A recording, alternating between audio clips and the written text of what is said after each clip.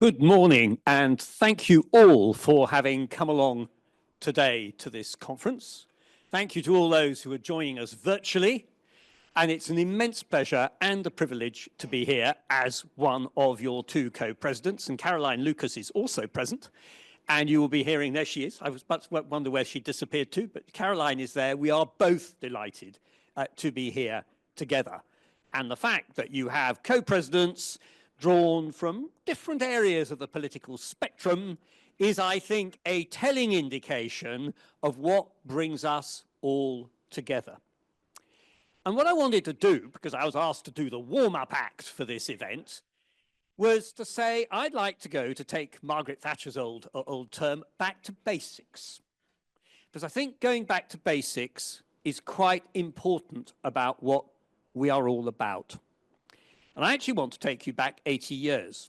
80 years ago, my father, who was then aged 29, was in Luxembourg.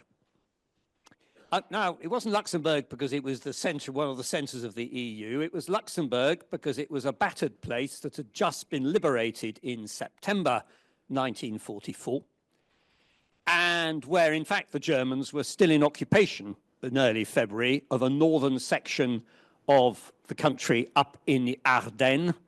And my father was a junior staff officer on the SHAEF military mission to Luxembourg, actually led by an American colonel, and he was the number 2. And they were there to provide all the link up between the armed forces in Luxembourg and the Luxembourg Civil Authority. That was the job. I think my father said afterwards, one of the most interesting roles he ever had in his life, and he was very privileged to do it. But the interesting thing was that for my father, it was one of those really formative experiences, because he came from what I might probably describe, not typical, but nevertheless, right of center, British background. Grandfather who'd been out in Burma as a merchant in the late 19th century. Great believer in pride in Britain. But he was absolutely certain by the end of the Second World War that only a closer form of European Union would work for the future of our country. And indeed, many of the links and the friendships which he made in those days in Luxembourg, often with very young Luxembourgers who went on to become Prime Minister of Luxembourg and fulfill other functions in that tiny country, absolutely persuaded him of the necessity of doing this. And interestingly, it wasn't just people like my father of the center-right who came to this very clear conviction. It was also those on the left and center-left. So when my father finally got into Parliament in the 1960s, the people he cooperated with, like Roy Jenkins and others, and Liberals, Joe Grimmond, was all about furthering UK integration into Europe, because the absolute underlying conviction they had that we should never have another war on the European continent, that actually the standards and values that were being developed across the European continent matched our own, and in many ways, actually, I'll come back to this in a moment, matched our own better than those which existed across the Atlantic in the United States, which is a much more free-for-all country based on its past and its history. And that if we only could achieve this, it would deliver a good quality of life for all European citizens. That was the aim. My father certainly wasn't a federalist. He didn't believe in subsuming the UK into some supranational state. He never thought that that was, in fact, where the destiny was going to be. It was about confederation. It was about bringing people together as equals to cooperate and have common institutions for the common good. And it worked. Oh, I know, the detractors like to say that since 2008, it's all been a rocky road. But when you actually look at what happened between 1945 right through into the 21st century, the development of European cooperation at multiple levels has been one of the most extraordinary successes, delivering growth,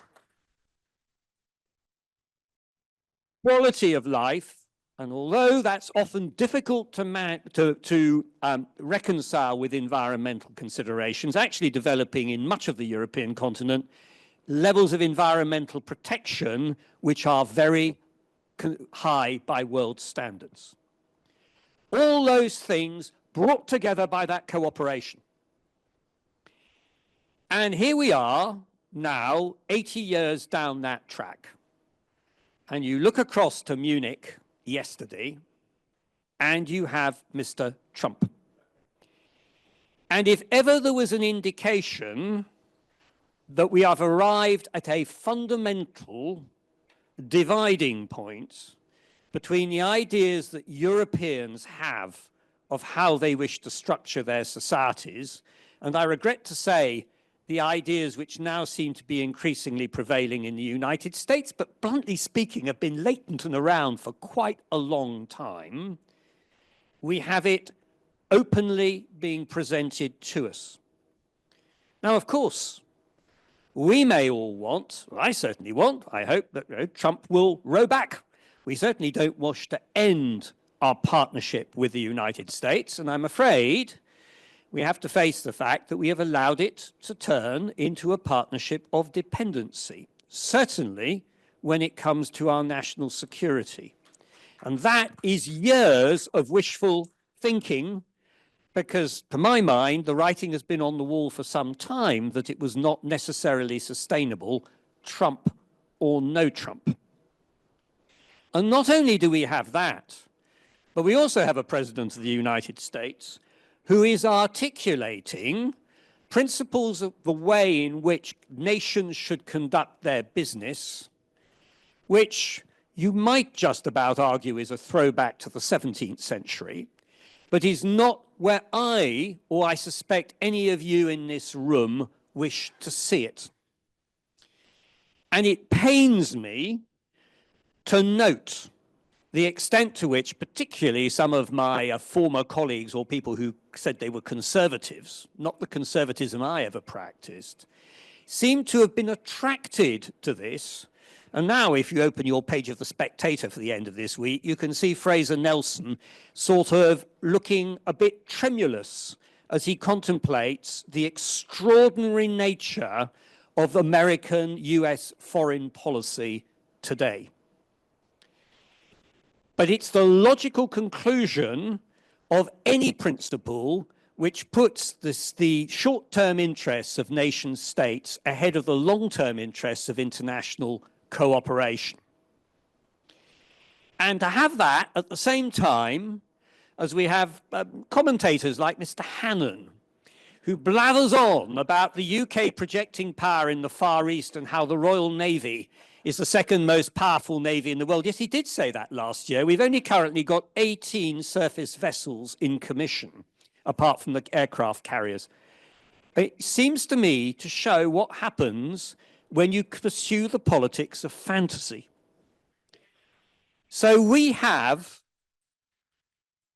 the most intense challenge, because I think very, very quickly we are going to have to step up. And in fairness, it's not just the United Kingdom that has to step up. It's Germany, it's France, it's Italy and Spain and Poland.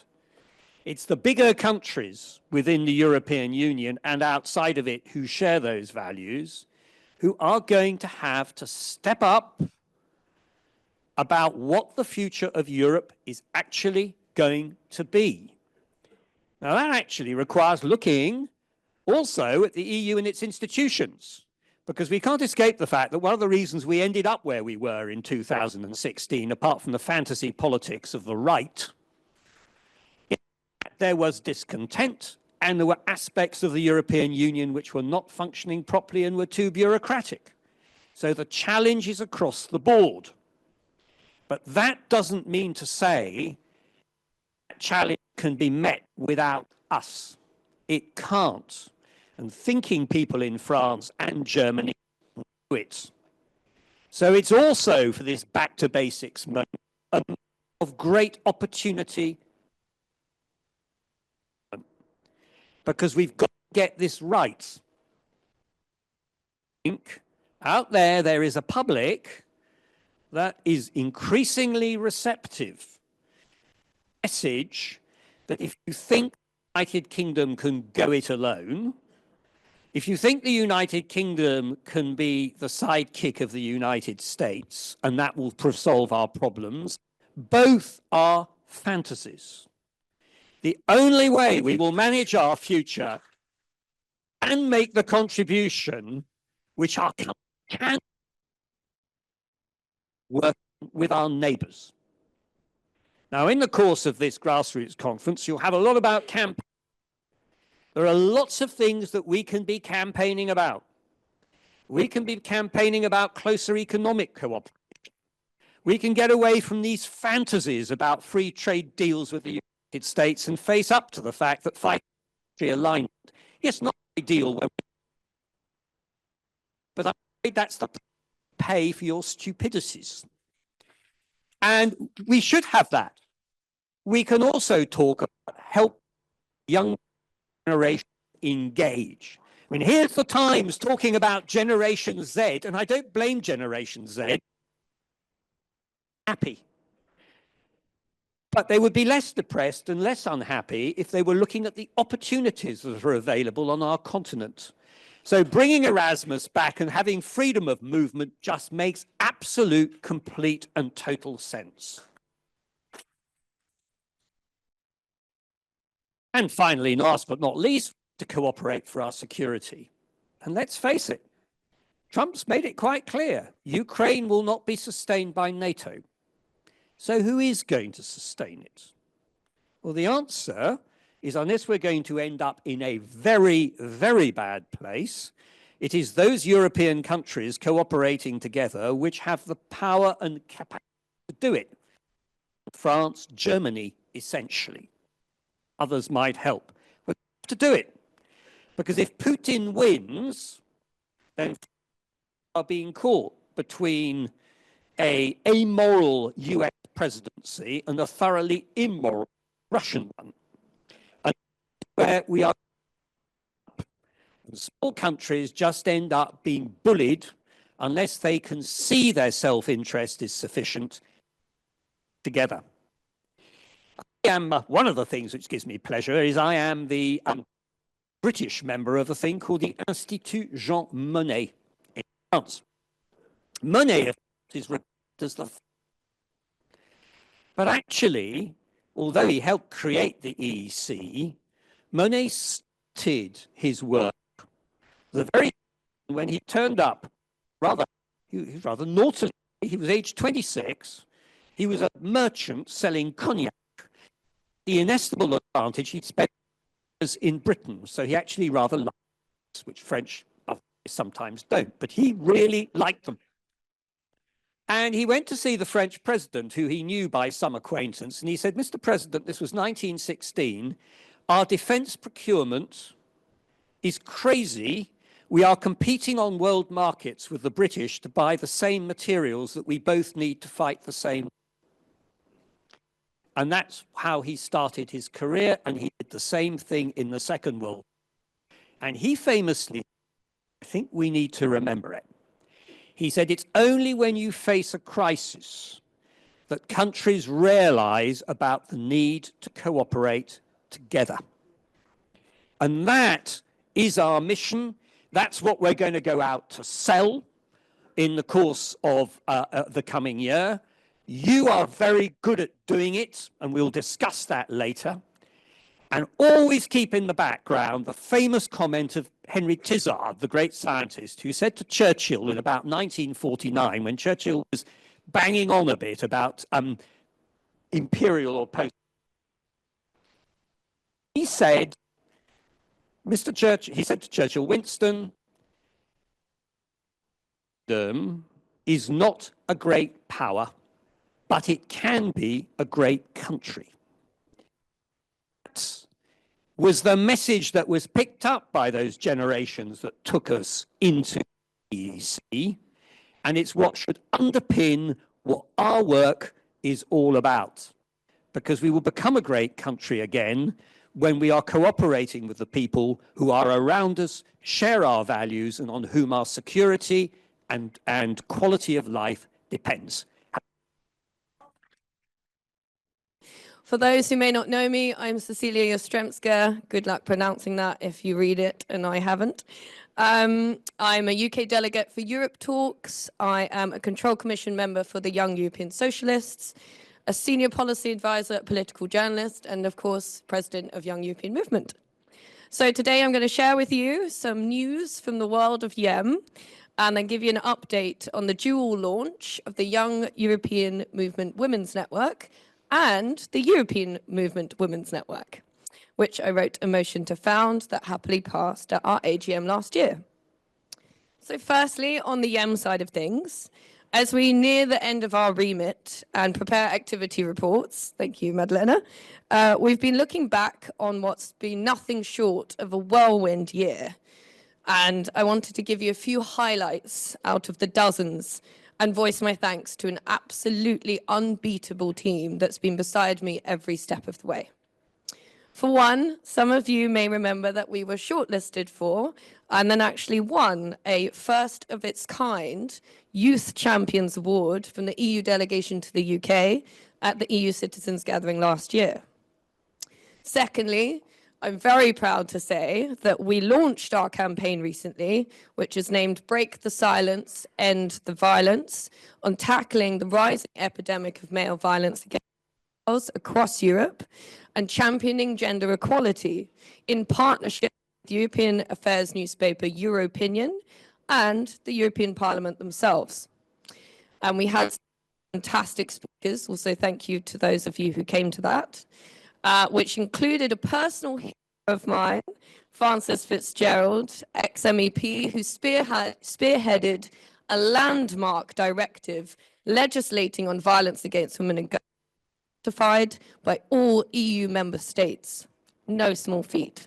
We also had Sana Lepola of democracy at the European Parliament. Are we switching mics? Yes, we are. Wonderful. And Lee Chambers. He is founder of Male Allies UK. I'm sure you've all seen the quite worrying radicalization of young men, and it was brilliant to have so many young men in the room talking about active allyship. We facilitated open, honest, and much-needed dialogue around the need for stronger female representation and around the need for discourse itself to actually be able to talk about an epidemic that is otherwise functioning in the shadows.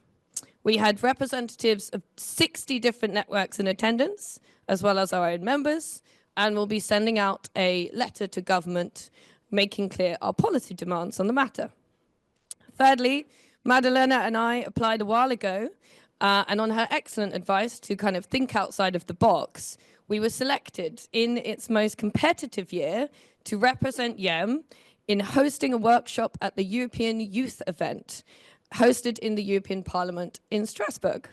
This brings together thousands of young activists, diplomats, policymakers, artists, content creators, and of course, MEPs. So literally the event of the year for us and an organization such as ours.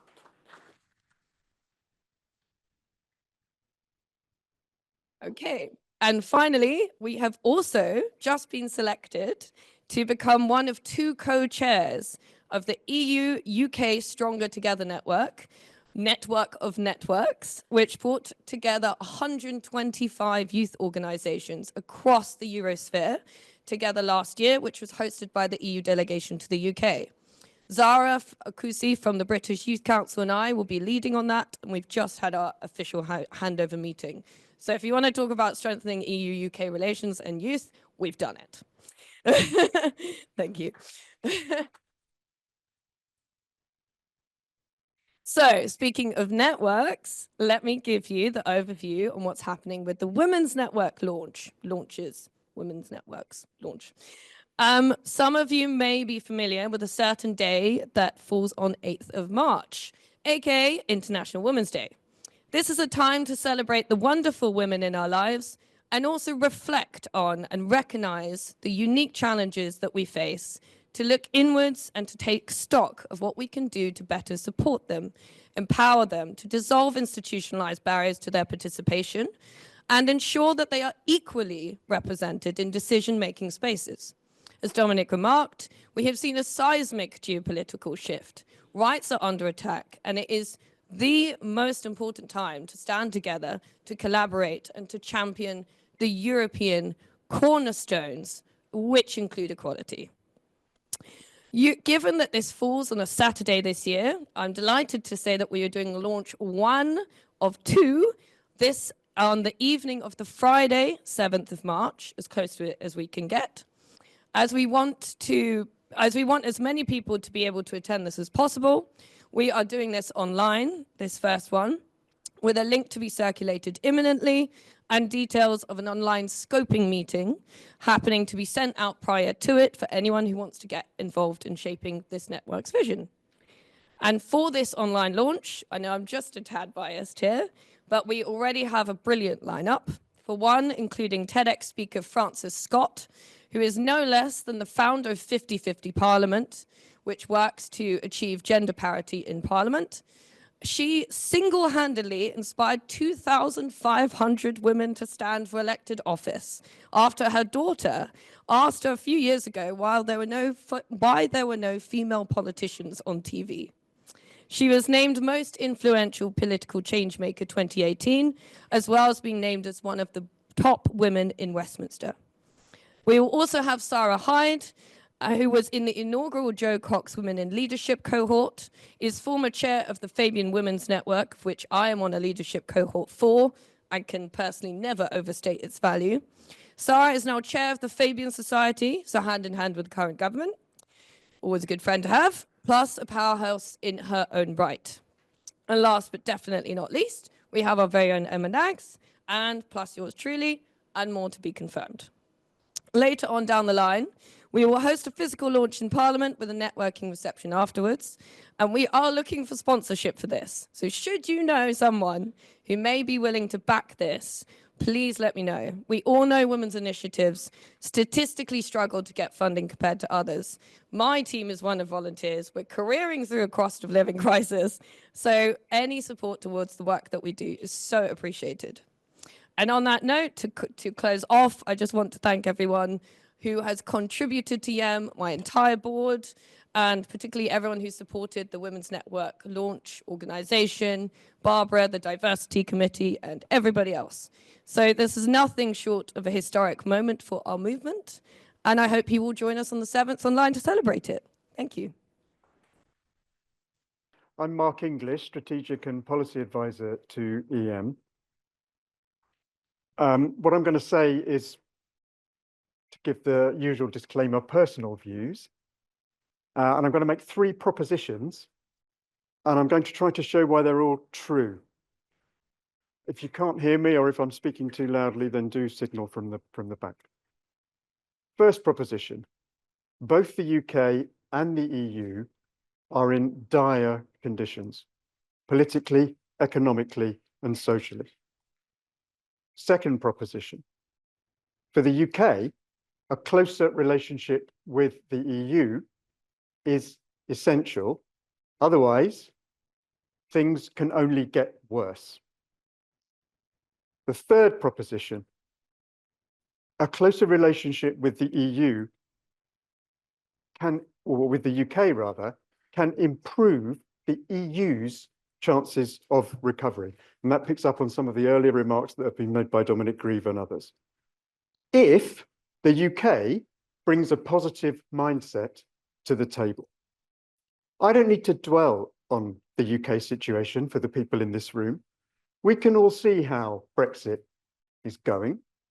Negative growth per capita in 2024. More spending cuts in the pipeline next month. A fifth of the UK population in poverty. And falling trade confirmed again this week by the Office of National Statistics. Also, newly worrying signs in the labour market, considering the employment situation. And worst of all, the Reform Party leading in some opinion polls. But we need to look at Europe without rose-tinted glasses too. There are gathering economic headwinds, with government debt and deficits falling out of control. The German economy has stagnated. A bitter election campaign is in progress amidst a series of terrorist attacks. The far-right AfD is poised to score around 20% of the vote and possibly more. Severe public spending cuts and/or tax increases are coming down the line in France, in Belgium, in Italy, and beyond. This is likely to feed further social unrest and further support for the far right. Meanwhile, at institutional level, the EU is riven by divisions over everything from how to deal with Putin, with Trump, with China, to whether or not to abandon its once ambitious climate goals. Far right and/or authoritarian parties, in effect, lead governments in Italy, Hungary, the Netherlands, and Slovakia. Austria was saved this week, but could yet go the same way. The rerun Romanian presidential election could still yield a far-right president. The far right holds government positions in Poland. Yes, they still hold the presidency, elections coming soon. In Finland, in Croatia, and the Czech Republic. The Swedish government is dependent on the far-right Sweden Democrats to stay in power. In France, the far right is polling at about 40%, with a Le Pen, or worse, and believe me, it would be worse, Bardella presidency in 2027, a live possibility. Even in Spain and Portugal, which suffered far-right dictatorships in living memory, the far-right Vox and Chega parties are on around 15%. Meanwhile, well over a fifth of members of the European Parliament are from the far right. And on a more micro level, anyone who has been to Charleroi in Belgium, to the shantytown of Cañada Real, just outside Madrid, to whole swathes of the Parisian suburbs, knows that some parts even of Western Europe suffer from problems of poverty, decay, division, racism, drugs, and violence, as bad or worse than in the reddest of UK Red Wall towns. So, there must be no simplistic UK bad, Europe good content in our messaging. First, because that is factually untenable, even absurd as a position. Second, because an iron law of politics, and we have some politicians here, is that no party or campaign seen as unpatriotic will ever succeed. And I'll refer you to Caroline Lucas's book, Another England, for some ideas on how we can be both patriotic and pro-European. So I think I've established my first premise. The UK and the EU are both in a terrible mess. What about the second? For the UK, a closer relationship with the EU is urgent. Excuse me. The Office of Budget Responsibility estimates a 4% hit to the UK economy because of Brexit. But it won't end there. What we face is an accelerating downward spiral. The more British businesses fall out of EU supply chains, the more likely it is that even more will fall out. The more our export base is eroded, the weaker what remains will be. The European economy may recover. There are some green shoots, there are some signs of that. And even if not, those markets will still account for half of our trade. And if growth in the EU does remain stagnant and demand is squeezed, that is not an argument for Brexit. Indeed, it's costlier contracts with non-EU suppliers that are likely to be swept away first if European businesses need to cut costs. So growth will fluctuate. The UK will be up, France will be up, Germany will be up, but one simple fact will not change. Brexit makes it much harder for any business in Birmingham to supply customers in Berlin than it is for an equivalent business in Bucharest, in Bilbao or Bratislava to do so, all the Bs. So good times or bad in the EU, Brexit remains a lose-lose for the UK. And there's another reason the cost of Brexit will increase. The European Union is changing. And for all the divisions, there's one two-word phrase on which there is something approaching unity. Ursula von der Leyen's recent speeches are full of it. She's echoed by Macron, by Donald Tusk, even by Meloni. That phrase is strategic autonomy. In other words, the self-sufficiency of the EU. This means the European Union ending its dependence on unpredictable jurisdictions, including the big one across the Atlantic. It means ensuring access to critical raw materials, pooling investment in green technology, common procurement of key medicines, defence procurement rules favouring EU businesses, building an EU capital market to rival the City of London. If the UK falls completely outside these EU initiatives, not just the economic cost, but the human cost of Brexit could soar further.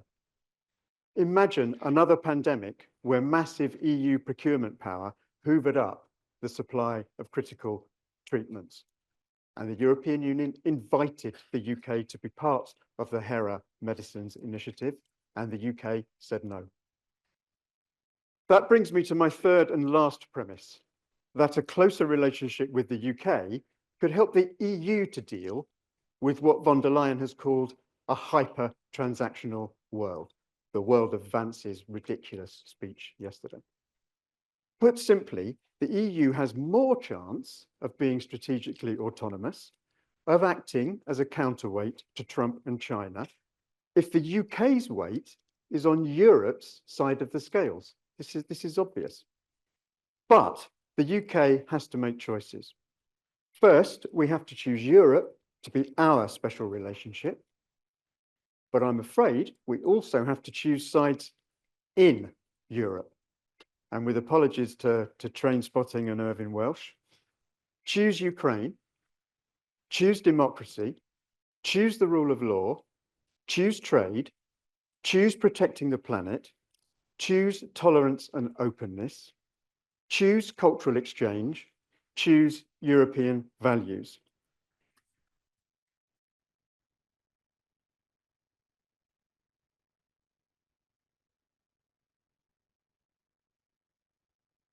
I might be done for copyright by Irvine Welsh if I write it down again. Far from everyone in the European Union is making those choices. Let's be clear about that. But if those dark forces prevail, as I think somebody said from the floor earlier, Europe won't be worth having. And progressive forces in the UK will be left horribly isolated. So it's no good hedging our bets. The UK government has nothing to lose by lining up clearly and solidly with the majority, and it is still a majority, from von der Leyen and many others on the conservative centre-right through to democratic socialists that stick fast to European values. The government should be showing our European partners how the UK can contribute to this Europe of values and of prosperity. On defence, the government is making the right choices. You will have noticed on Wednesday, and Emma referred to this, when Trump announced his cosy chat with Vladimir Putin, that the UK was a signatory to the joint robust response of the 5 biggest EU defence powers. This was an example of the UK playing a constructive role in Europe and of Europe being better for that. Both sides want a closer defence and security relationship, and it will happen. Let's look next at trade. I think this is underestimated as a benefit for the EU. A good trading relationship with the UK is very important for the EU. Of course it is. Think how much effort the European Union is currently putting into a trade deal with Mercosur, Latin America, collectively only the EU's 10th biggest trading partner. The UK is the EU's second biggest trading partner, with 13% of EU exports going to the UK. That's second only to the US for now. Trade prospects with the US are not looking great at the moment for Europe.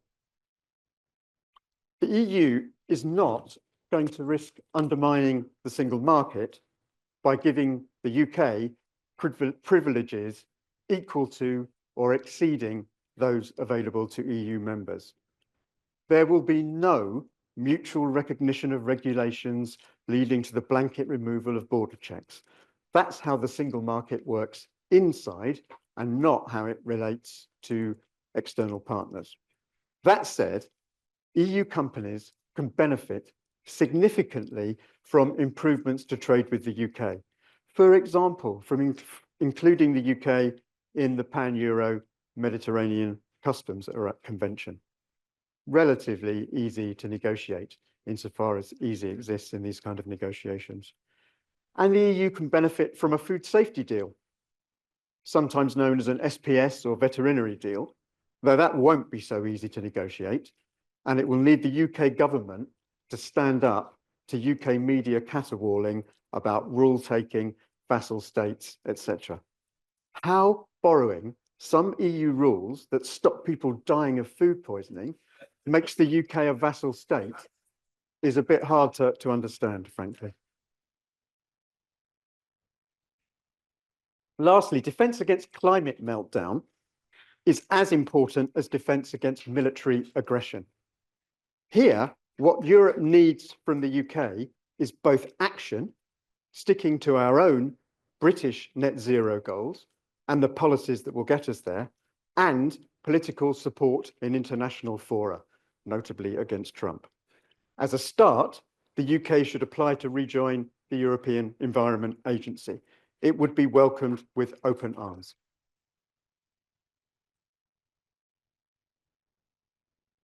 And I have no doubt that the next panelists will have more to say on a more knowledgeable basis than I can about that.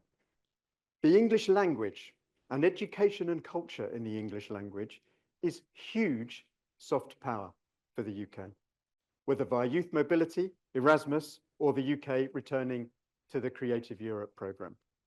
It's blindingly obvious that closer ties in this area mean big opportunities for Brits, particularly younger ones. And in addition, one of the best inoculations against the far right, whether on the Essex coast or in Eastern Germany, is giving young people the opportunity to travel and experience different cultures.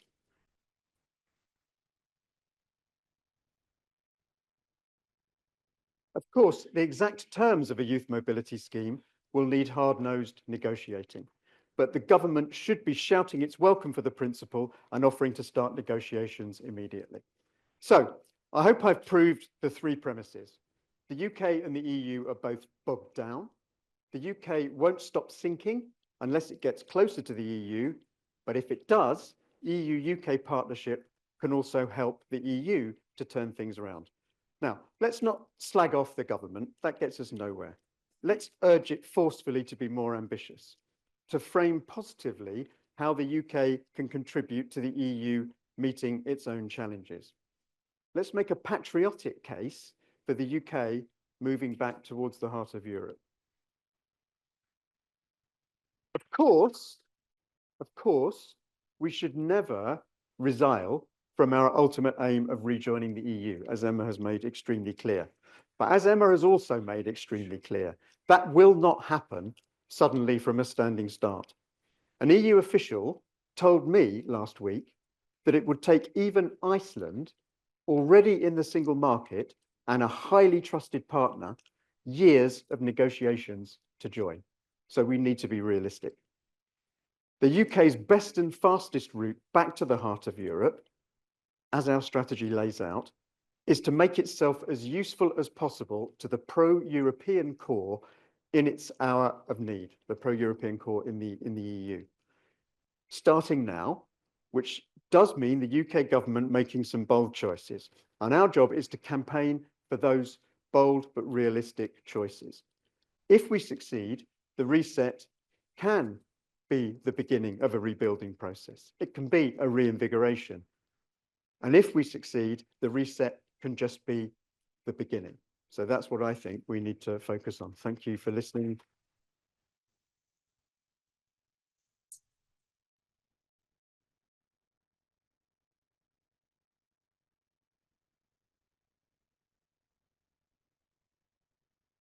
I'm not sure if I have time to take a few questions. I think so.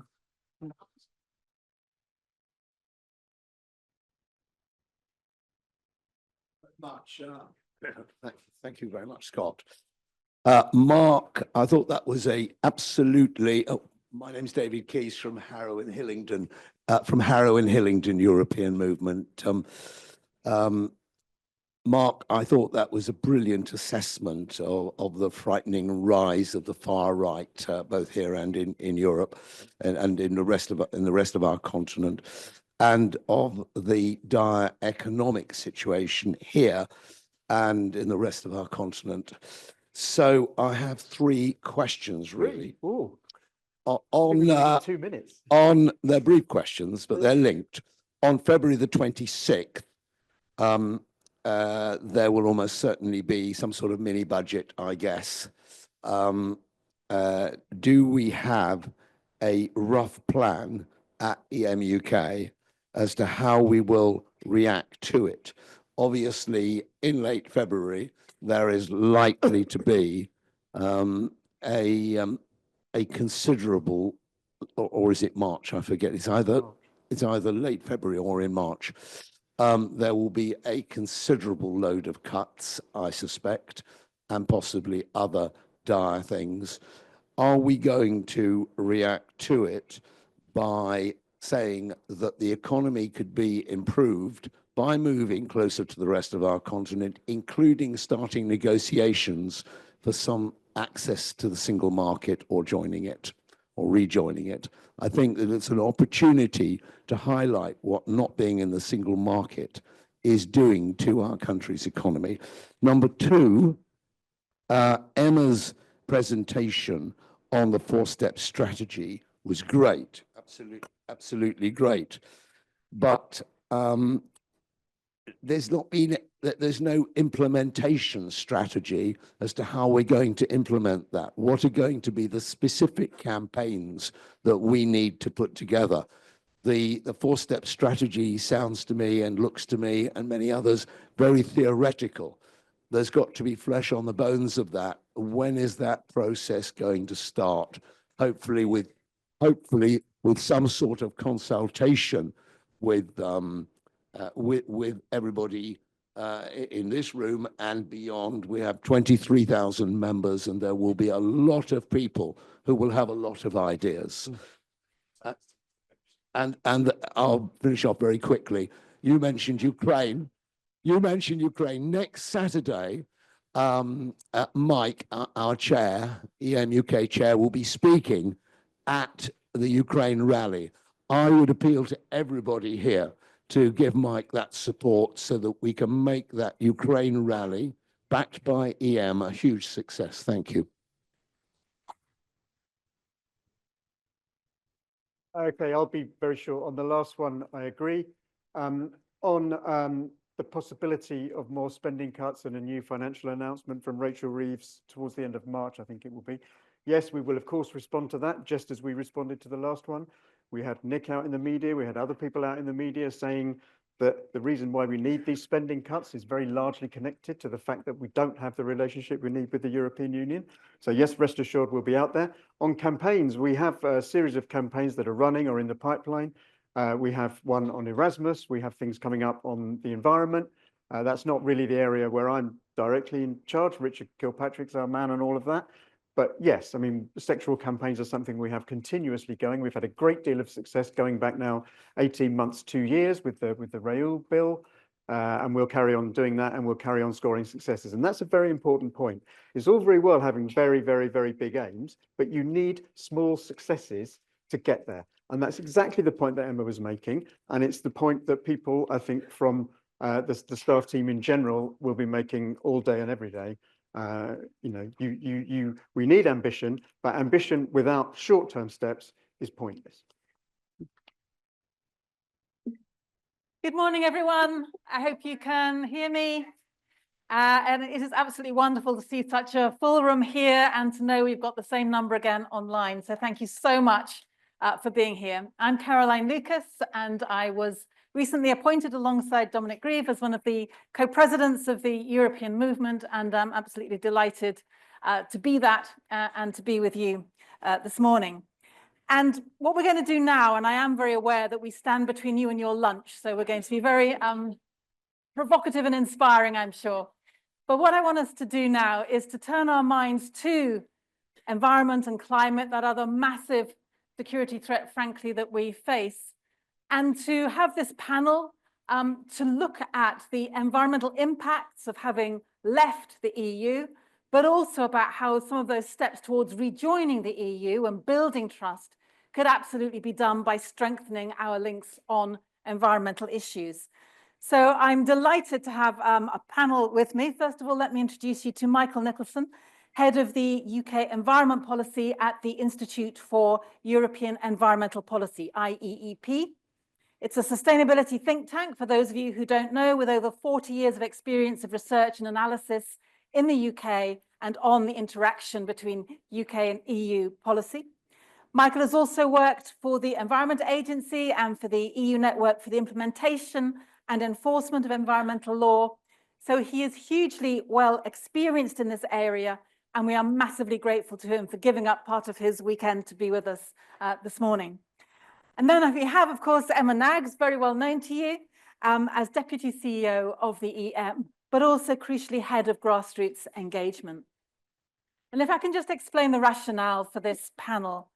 Essentially, one of the reasons I was so excited to be appointed as a co-president of the European movement is because I see so much potential for the European movement to be working much more closely with green groups, both nationally and locally as well. I think that would be a massively important thing to do in its own right, but I also think that it would increase the European movement's profile and relevance with a natural constituency of potential supporters who I think would see that common ground between our agenda and their agenda. So the purpose of this session is twofold. First of all, to share some up-to-date information that we can use in our campaigning for closer relations with the EU and ultimately to rejoin. And then with Emma to explore the opportunities for the European movement, both locally and nationally, to work more closely with those environmental groups who I believe should be our natural allies and hopefully our members as well. So Michael will give the policy update, and then Emma will outline some of the ways that EM can work with the local groups to make those connections, and hopefully we'll have some time for questions as well. I wanted to just say a few words by way of setting the scene. I was an MP, and as you can imagine, when I have a microphone, I can't possibly stop now, so I'm going to say a little bit more, but not too much. I simply want to say, I guess, that it's been said that the scale of the law changes post-Brexit mean that environmental legislation in Britain is facing deaths by 1,000 cuts. And in practice, that includes changes to the laws being made by the EU, but that the UK isn't following, as well as planned divergences, deliberate divergences from existing EU law. And it means, for example, practically speaking, that things like toxic chemicals that are banned in the EU are continuing to be used in the UK. When it comes to pesticides, for example, the amount of residue allowed on scores of food types in the UK has soared since Brexit, with some now 1,000 times higher than the limits allowed within the EU.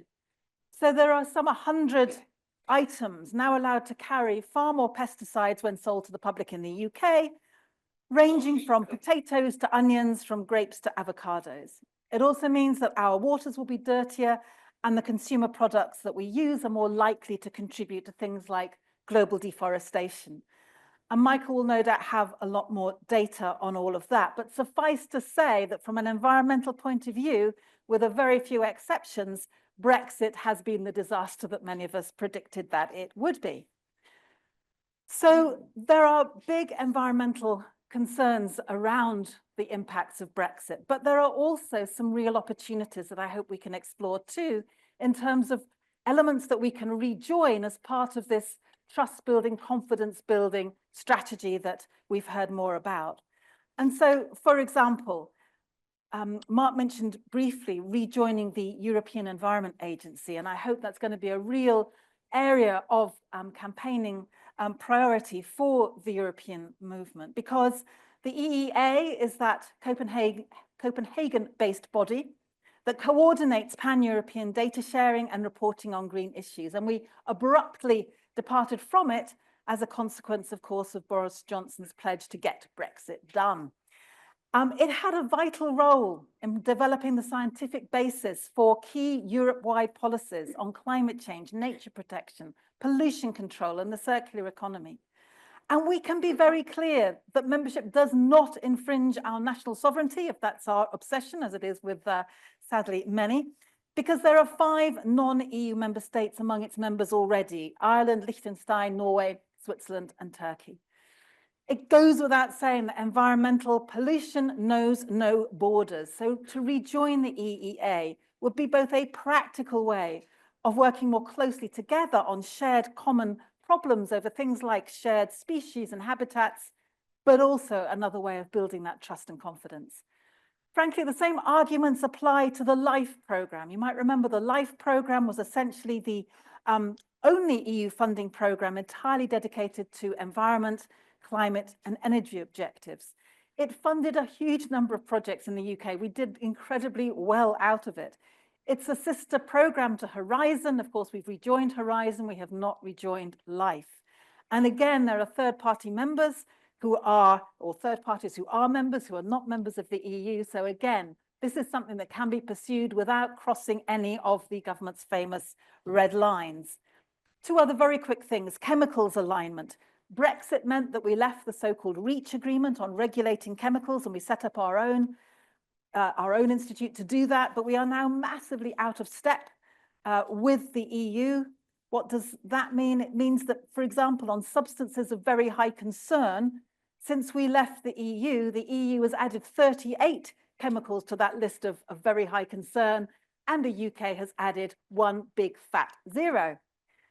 And that's going to have serious effects on things like quality of our drinking water and so forth. So these things really matter. So that's another area we could pursue. And finally, just a few words on aligning our emissions trading system with the European emissions trading system.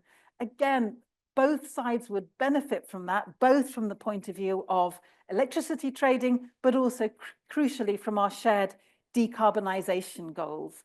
So there are some real benefits of that closer alignment that I think we can demonstrate in very practical terms, as well as it being a way, as I say, of building those links with greener groups and also demonstrating the trust and confidence that I think we have to do when we are talking about those closer links with the EU. So without further ado, let me hand the floor now to Michael, and thank you very much.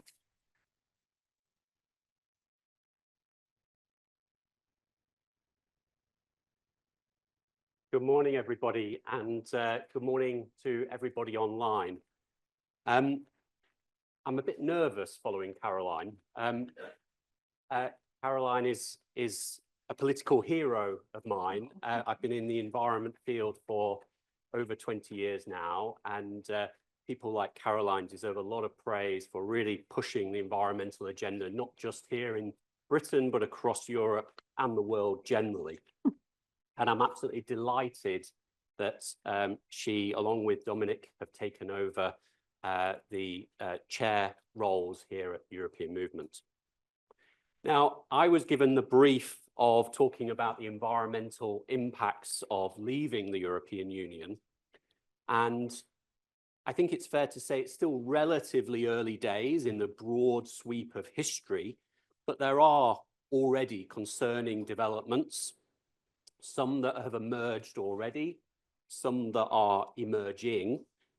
But before I go on to that, I'd just like to talk a little bit, maybe go backwards in time and just talk about, first of all, how the membership of the European Union for Britain really benefited us on the environment and how it helped to push forward environmental policy. So I am going to first of all quote who I think is one of the godfathers of British environmental policy. He's a mentor of mine. He's a former director and founder of the London office of my institute, the Institute for European Environmental Policy, Nigel Haig, OBE. He wrote a book back in 1984 where he quotes, "British environmental policy is a deeply rooted plant which over the last 10 years has shown fresh growth under a new stimulus." Now, he was talking at a time when the UK, having joined what was then the EEC in 1972, or rather the 1st of January 1973, he was talking about our membership of the European community.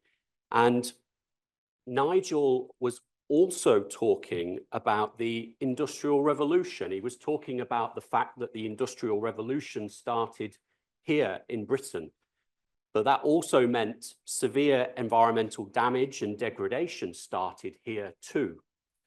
But on the flip side, policies to try and manage and limit that degradation also started here too. So we have, of course, had made some improvements before we joined the EEC and the EU, but of course, that was we had made some progress towards that, but change really only began to start happening after we joined.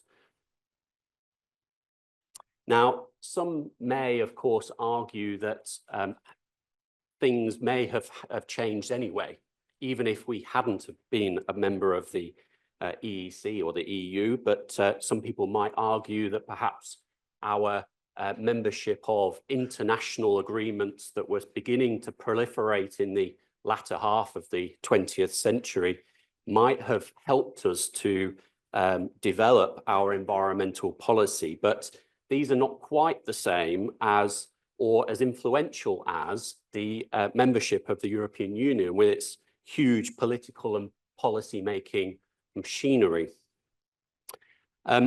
Of course, the European Union is a very big player economically and a very big player diplomatically. And it's, of course, a truism, as Caroline said, that environment knows no bounds. It doesn't respect national boundaries.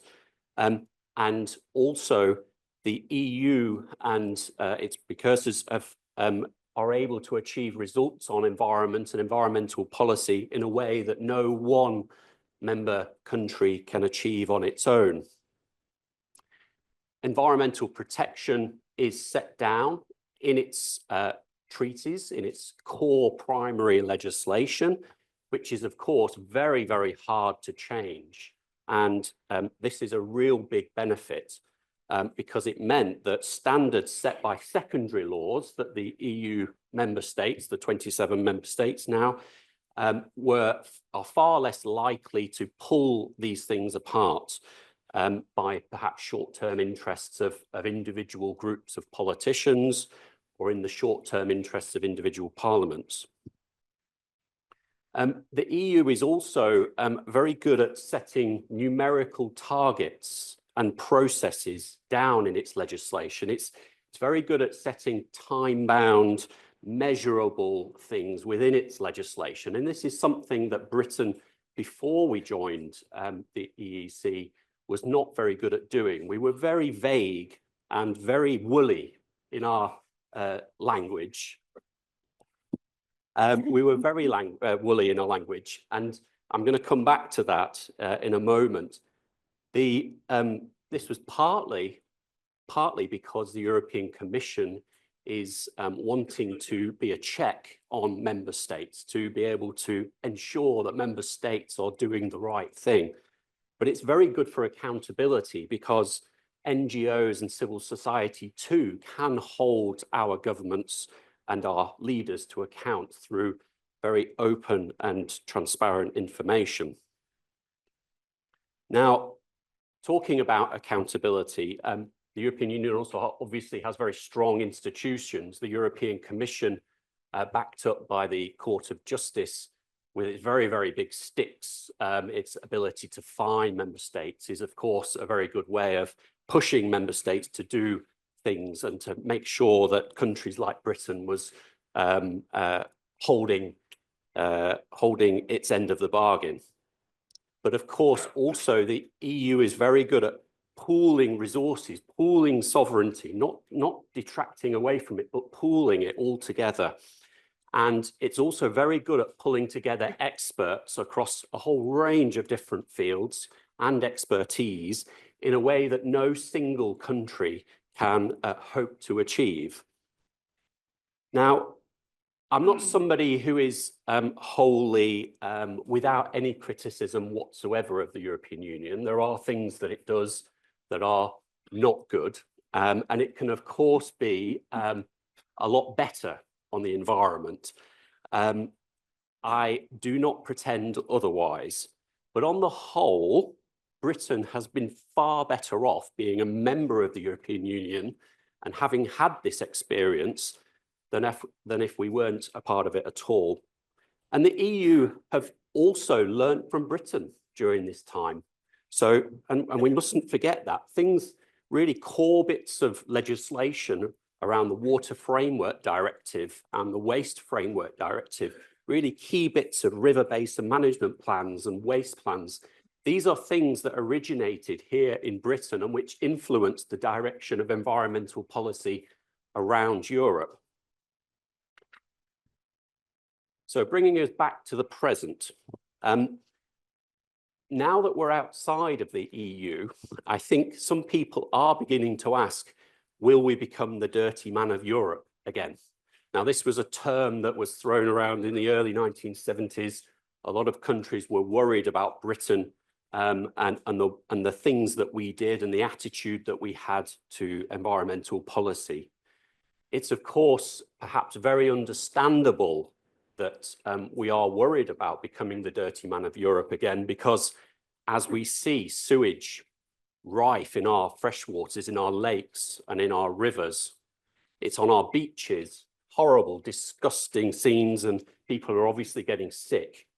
And of course, we're a very nature depleted country, and something that we really need to do something about, of course. At IEEP, the Institute for European Environmental Policy, we have been studying this divergence, this change in legislation since Brexit. When we left the European Union, we had essentially the same rule book. And over time, we are starting to diverge from one another. And we're looking at this in different ways, through different lenses. So we're looking at UK law changing and leading to differences with the European Union. We're looking at EU law changing and leading to differences with the UK, but we're also looking at it in terms of changes in the way in which the UK implements and enforces law here in the UK too. And this is broadly what we've found so far. And of course, the story's not over and it's ever changing. It's a very dynamic situation. Generally speaking, and of course, there's lots of caveats in this, what we found is that the EU is moving ahead. It's become a much more progressive policymaker on environment. And on the other hand, the UK has tended towards moving much more slowly. It's tended to have a much lower level of ambition, and it's tended to have a much less stringent approach to regulation. Now, of course, depending on which particular areas of policy these things are changing, and also depending on which part of the UK, which nation of the United Kingdom you're looking at, these things are slightly different. But what we're seeing is generally that. Now, just a word about the European Union, and I know that Mark very eloquently talked about this in his speech before.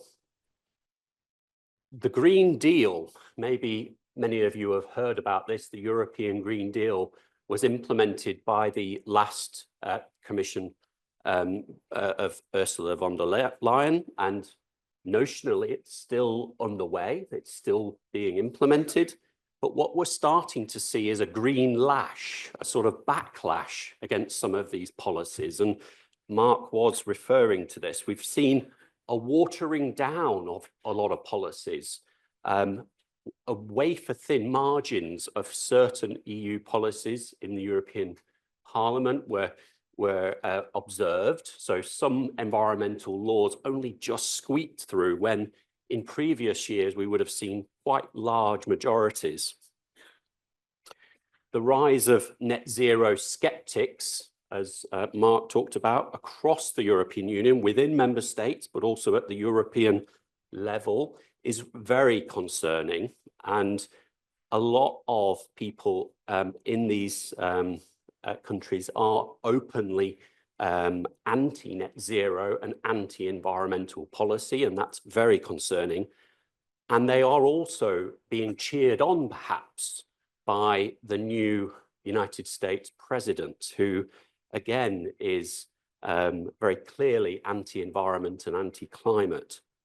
I was reading just earlier this week the fact that he signed into law an executive order about plastic straws. He wanted to bring back plastic straws. Fantastic, isn't that great? Yes, very, very, very good. So, sorry, there's no sarcasm there at all. Let me talk about some specifics on environmental policy, areas in which the European Union has actually taken forward progressive environmental policy. Caroline talked about chemicals, and that's really probably the most clear example. It's a very good case because Michael Gove, he was the Environment Secretary at the time, he said that we would have the best chemical system once we left the European Union. Now, of course, it was all rhetoric, you know, and I'm not going to spoil the story by saying, no, we've not ended up having the best system. We have ended up having a much worse system. What we found with REACH, which is this regulatory framework that has been established, in some part to try and mirror what the European Union has, and which the UK was a part of when we were part of the European Union, we found that there has been a lack of capacity at regulatory bodies like the Health and Safety Executive.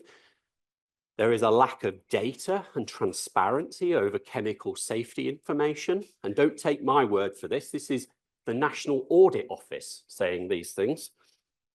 There's fewer and weaker protections. Now, Caroline mentioned some of the statistics, and just to add to that, a further 24 files for restricting chemicals have been started by the EU. Only 3 have been started by the UK, one on lead ammunition, one on harmful substances in tattoo ink, and also in PFAS in firefighting foams. But the big headline is that a large number of restrictions of very dangerous chemicals, harmful chemicals, have been restricted by the European Union. Here in the UK, it's 0. And this is because of that lack of capacity. It's really a very concerning situation. And we're still waiting for a chemical strategy 5 years or more after we were promised one.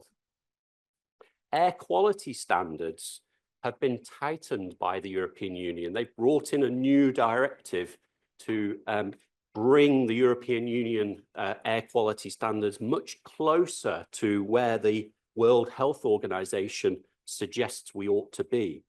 Air quality is one of those big silent killers that we really ought to be trying to solve here. And there was a study just last year by the UCL, which said that over 40,000 premature deaths in the UK are linked to air quality. I mean, this is a shocking state of affairs that we really ought to be trying to sort out. On waste and circular economy, the EU is tackling textile and food waste, particularly fast fashion, which you probably know about. Batteries regulation, they're putting in place new rules to set targets for resource and recycling efficiency. On nature, there's been a very big nature restoration law that was passed in the European Union just last year. This was one of those laws that only just squeaked through, but it's a massive bit of legislation.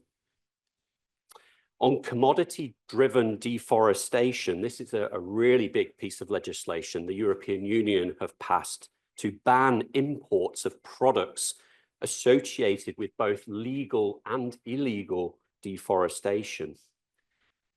The UK, or rather England specifically in this case, in its Environment Act of 2021, had a section on it where it would also tackle this issue of commodity-driven deforestation. However, 4 or 5 years later, we're still waiting for secondary legislation to actually put it into effect.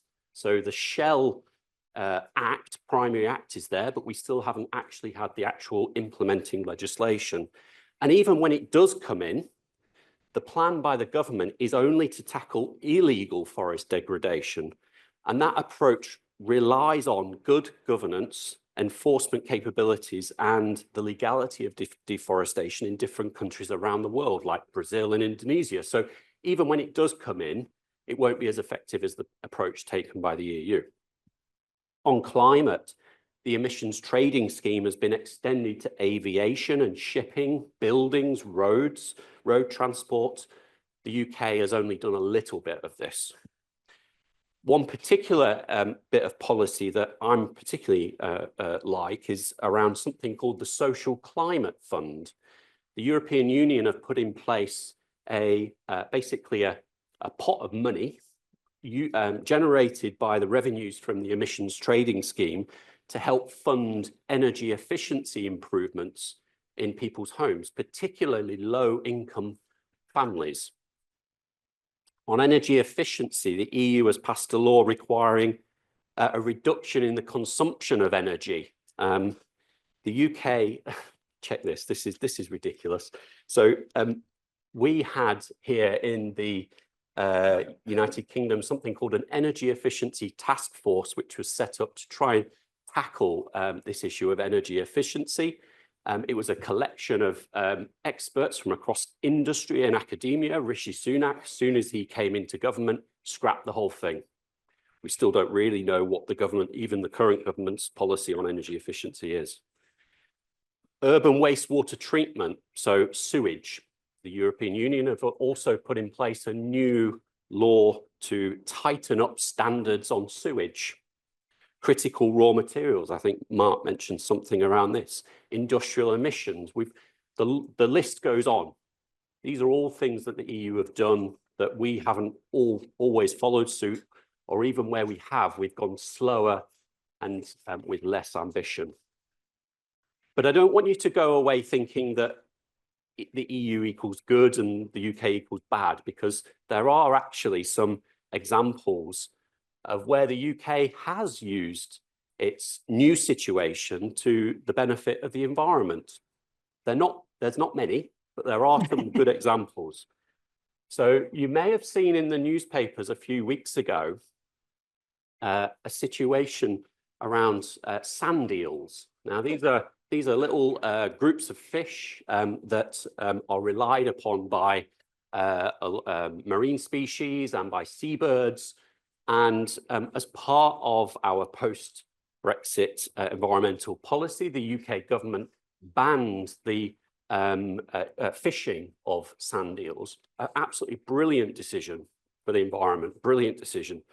Now, the European Union, as part of its agreement with the UK, the Trade and Cooperation Agreement, has invoked what's called an arbitration panel. Basically, it's taking the UK to court effectively over this, saying that it's unfair and it's driven mostly by the French and Danish governments because they want to keep on fishing these sand eels. And this case is ongoing, and we've really got to hope that the British win on this particular occasion, because this is very important. On agriculture policy, at least in England, we're starting to move more fully away from an area-based payment system and towards one which is public money for public goods. And this is a very good thing. So we're effectively paying farmers and land managers to look after their environment, look after their land in a much more environmentally friendly way. This is something that we have been doing across England more and more over the last few years, even though that there are some issues around the funding linked to that. We've also banned the trade in shark fins, the import and export of shark fins. And there's also something called biodiversity net gain. Some of you may have heard of that already. There is some flaws in this particular policy and some funding concerns, but there are some positive aspects of that. So there are some good examples out there that we have started to put in place, irrespective of our involvement with the European Union. But overall, what we have seen is that the UK has fallen behind on environmental policy. 2 minutes, I'm wrapping up. So there are a few worrying signs. Environmental impact assessment and planning. The government's going for growth at all costs agenda is particularly worrying for nature and for the environment, and also for nutrient neutrality rules. These rules have been put in place for a very good reason, to protect the environment, and we must try and avoid the government riding roughshod over these things. Going forward, environmental principles such as the precautionary principle and the polluter pays principle, in the EU, these were set down in treaties, and here in the UK, we need to make sure that we protect those and make sure that they don't fall foul of the government's going for growth agenda. Scrutiny bodies like the Office for Environmental Protection and Environmental Standards Scotland, these are bodies set up to ensure that the government and its agencies are implementing the law properly, need to be well funded, have the teeth and independence to act. And we need to make sure that they're not at the whim of any one government and any one parliament. Accountability, we need to resist the urge to go back to woolly, vague, discretionary terms in legislation. In the Environment Act, for example, there's a reference to due regard that ministers can exercise their due regard to something, whatever that means. I don't know what that means. And finally, we need to make sure our regulatory agencies have the resources and capacity to do their job and do their job properly. So there are some good things, but there are also some very worrying things, and we need to make sure that we are very mindful of that going forward. Thank you.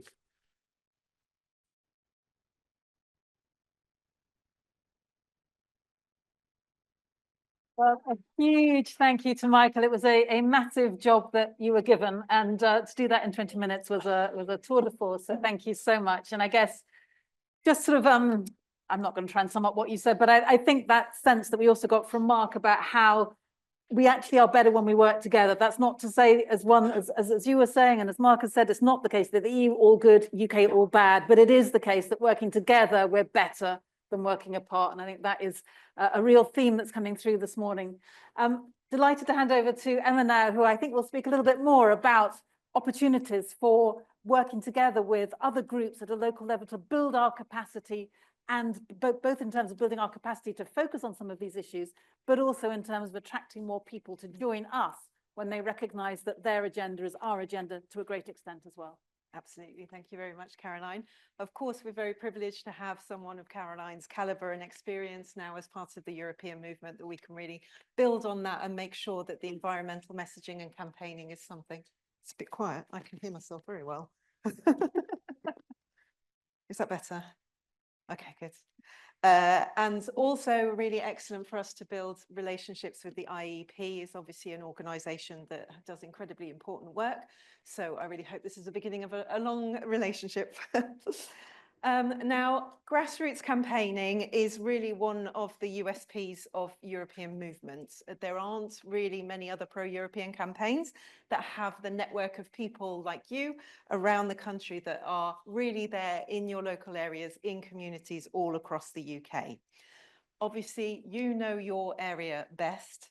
and people listen to people that they trust and people that they know are from that area and have similar sort of life experiences and things like that. So long term, if our ultimate aim really is to be back in the EU, we need to work on this community building, and our grassroots campaigners and all of our members are absolutely central and core to all of that. We are going to need those relationships, especially when it comes to an ultimate rejoin campaign. In the same way that we as the European movement are building up our credibility at a national level, both on media, on campaigning, on working with all sorts of partners, in local groups, you can also do the amazing work as well.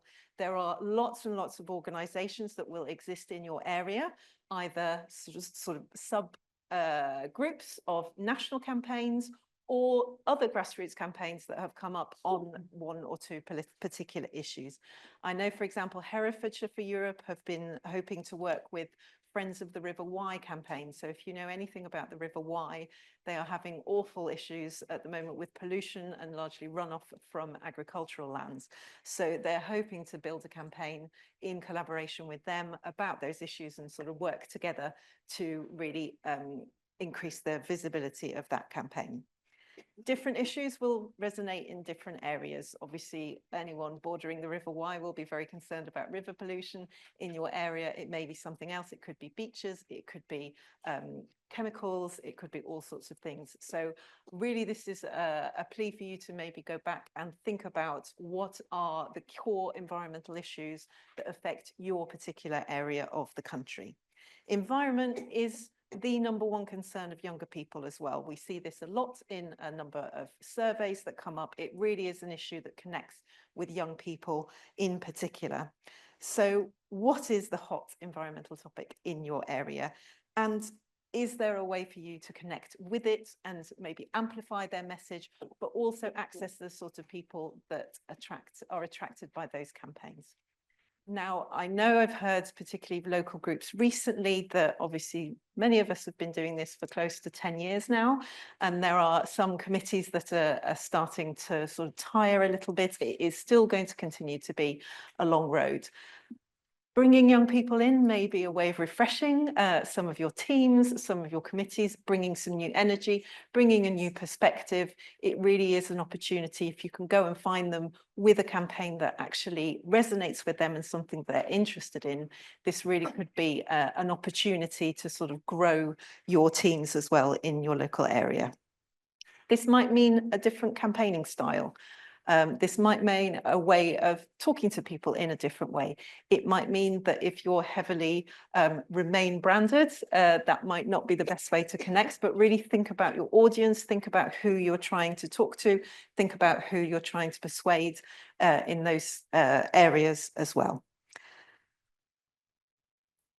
We've done that. So we will be putting together a campaign on the environment in collaboration with Caroline and other people in the campaign. So we're looking to have that ready for you later this year. But in the meantime, really start thinking about making those relationships, building that community, getting in touch with campaigns and thinking about the issues that are real and pertinent to your area and how we can tie those in. I'm going to keep that very short so that we've got a bit of time for discussion, but hopefully that's given you some food for thought. Thank you very much.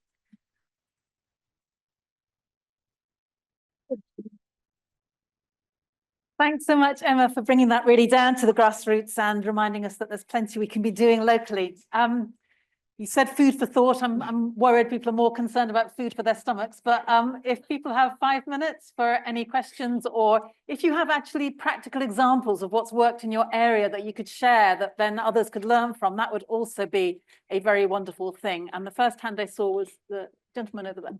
We do also have a couple of questions online, Caroline, just Okay. Caroline, thank you. Mark Johnston. Michael and Emma, both thank you very much. Michael, has IEEP done any work on CBAM, on carbon border adjustments? And as I understand it, I think the UK is trying to catch up with an equivalent measure, but insofar as it hasn't yet, are we exposed to trade risk with Europe as they continue to implement and we struggle to catch up? And if so, how might those trade risks play out sector by sector? Thank you very much. Hold that just a second. We'll take a few and then we'll come back. So yeah, straight ahead of me. Yeah. Actually, I think you need the microphone because otherwise they won't hear you online. It's a very quick question. Might EM UK put together for us, rather than each of us doing some work on it, put together a list of the national organisations that would help, so that we could then perhaps go to them and then find out the local regional branches? That's my question. Good. Yes, the person behind. And if there are any women, oh, there is. There are. Your hand attached. You go first, and then we'll come. Yeah. Thank you. A question for Caroline. I was really shocked. You said the UK pollution, whatever you call it, in the food chain is 1,000 times worse than in you, something like that. I'll come back to that. Yeah. All right. I'd like to come back to that point and Sure. ask about it. Does that get into the food chain, and does it mean that we can vote with our wallets by buying European food rather than UK food? I mean, you know what I'm getting at. If their food is cleaner than our food, the food that they export to us, will that still be cleaner? That's the question. Thank you very much, Caroline. Thank you. Yeah. And then there's Hi, Jackie from Leeds for Europe. I was just a bit concerned about your last comment there about, so perhaps dial down the Remain message and speak to environmental groups. If I want to join an environmental group, I'll do that. And in fact, do belong tangentially to few. And in Leeds for Europe, we've always engaged with other groups, like Pride in August and the Irish community for the St. Patrick's March, for example. I'm not dialing down this Remain. I'm sorry, I know that's the zeitgeist of this meeting. I joined European Movement to rejoin the EU. And maybe, we do single market, customs union, blah, blah. But, the people we meet on the street stalls are saying, well, what are you doing? And I'm not going to say, oh, well, I'm going to, talk to the, the Green Group about environmental issues. They are there, we are there on the streets talking about rejoining the EU. End of. You might have a different view on that. You might have a different view on that, Okay. but I did not join European Movement to become a, to find different things to talk I'm going to stop you there because we need to get some answers, and then I need to come to a couple of people online. Emma will be able to speak for the EM generally, but in my view, that isn't actually what anyone is saying. We're recognizing that in order to achieve our objectives, we need to be able to have conversations with people who aren't necessarily in the same space as we are right now. And that might just mean that we have to think about how we bring them with us. It's not about dialing things down. It's just about an extra element of sensitivity, I think. CBAM, the carbon border adjustment mechanism. I love the way we're going to go from the very complex to the less so. But. Yeah, good question, and it's perhaps one that's far too complex to deal with here, and maybe we can have a conversation afterwards. But carbon border adjustment mechanism, this is effectively the European Union wanting to avoid the outsourcing, or rather the leakage of heavy industries to places where environmental rules in other parts of the world are not as strong as in Europe. And they want to put a tax, effectively, an import tax on products coming from outside. It's trying to encourage other places in the world to put in place other similar carbon prices on their products. It's usually the heavy industries that it's targeting most, so steel and things like that. But as I understand it, I'm far from an expert on this, so you got me worried asking about this. As I understand it, this is potentially one of the areas in which the UK and EU will be able to collaborate on. And the mood music, not only of the current government, but even of the previous governments, were of collaboration and cooperation and coordination on this topic of carbon border adjustment mechanisms. And I suspect that this might be a point of serious discussion in the upcoming EU-UK reset talks that are due for May 19th, I believe. So, yeah. Thank you. Do you want to say something about national organisations? And yes, yeah. Chris, that's a really good idea about the list of national organisations. So I'm sure that's something that we could pull together. Absolutely, definitely a really good idea. Thank you. Yeah.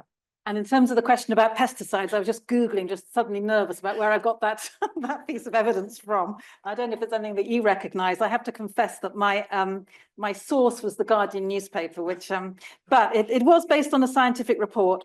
And it said that, for example, when it comes to the maximum residue level in tea, so tea bags and tea, so for example, it was increased by 4,000 times the amount that it was in the EU. But just to add that the Pesticide Action Network, which is an NGO, has a really good study on this just recently, looking at imports from other parts of the world into Europe and the UK in particular. Go and check it out. The Guardian, the September 2024, were you to wish to find it from there. We've kind of got time probably for 2 questions online, if you can find them. Yeah, we've got a couple of questions online. Well, there were quite a few, but some of them have been answered by the other questions already. Jenny is asking that the UK is still part of the Council of Europe, and can this be an enabling link for the links that we've lost as part of leaving the EU? And James is asking, should people who are interested in campaigning on environmental issues as part of the wider campaigns they're doing with their local group join individually for the local groups, or is it better from your point of view if the groups work together as opposed to like individual members joining?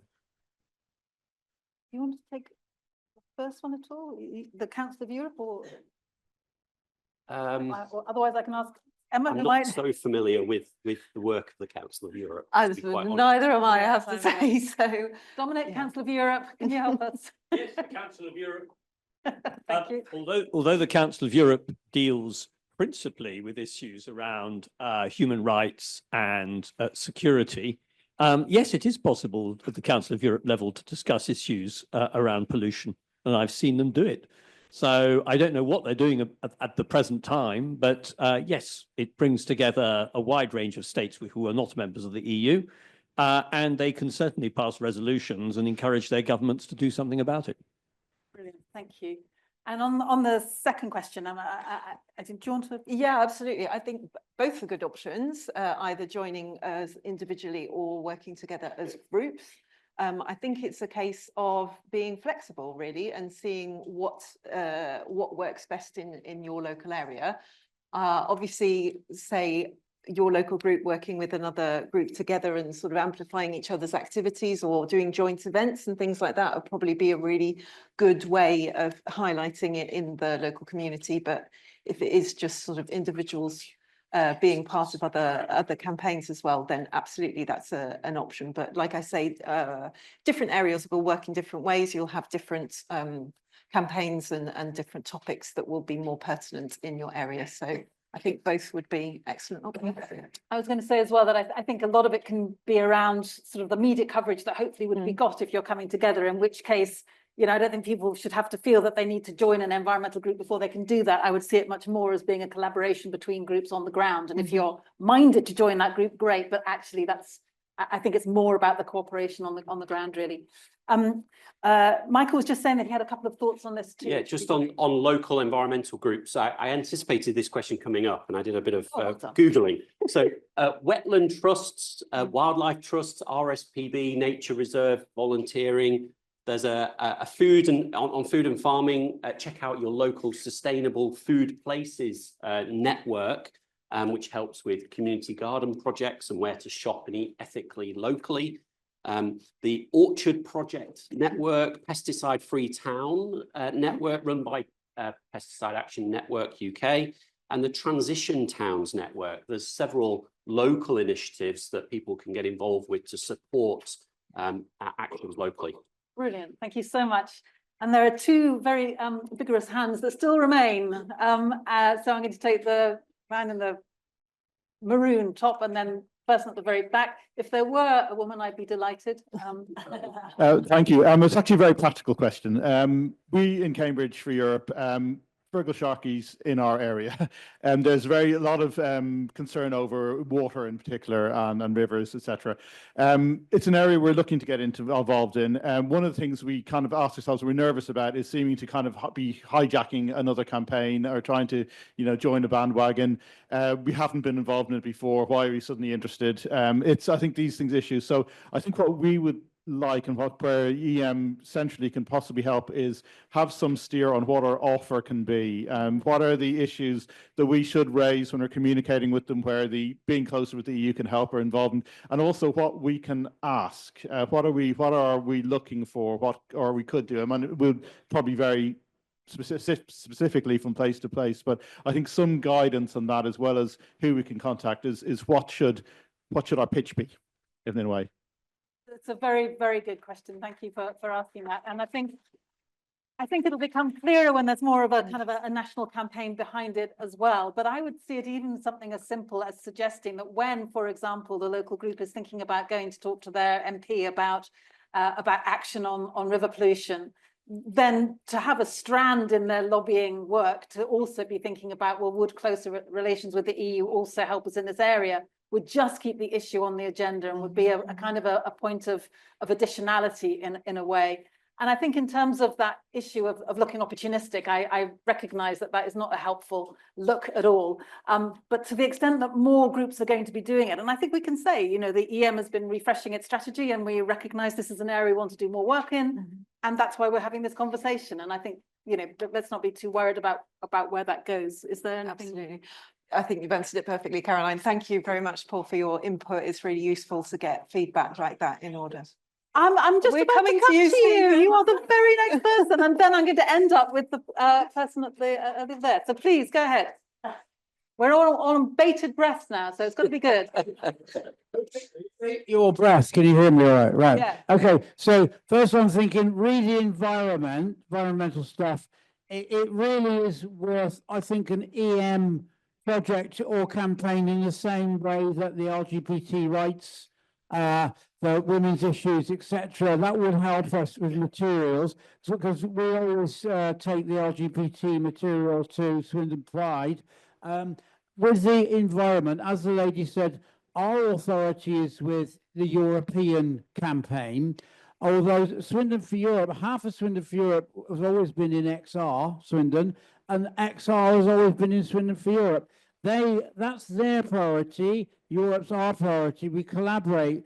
Personally, I attend, Swindon for Europe collaborate with all different campaign groups, Kill the Bill, for example, the anti-fascist groups, and I and people that come with me, I always encourage them, we always wear our blue berets and bring the EU flag, because if you look at any big successful rally or march, it's always lots of different groups who may not quite agree on everything, but they are together for that issue. And everybody else has their flag. Unite the Union, even the Hare Krishnas are identified as the Hare Krishnas, right? Okay, Next week, do not hide your EU flags at the Slava Ukraine march.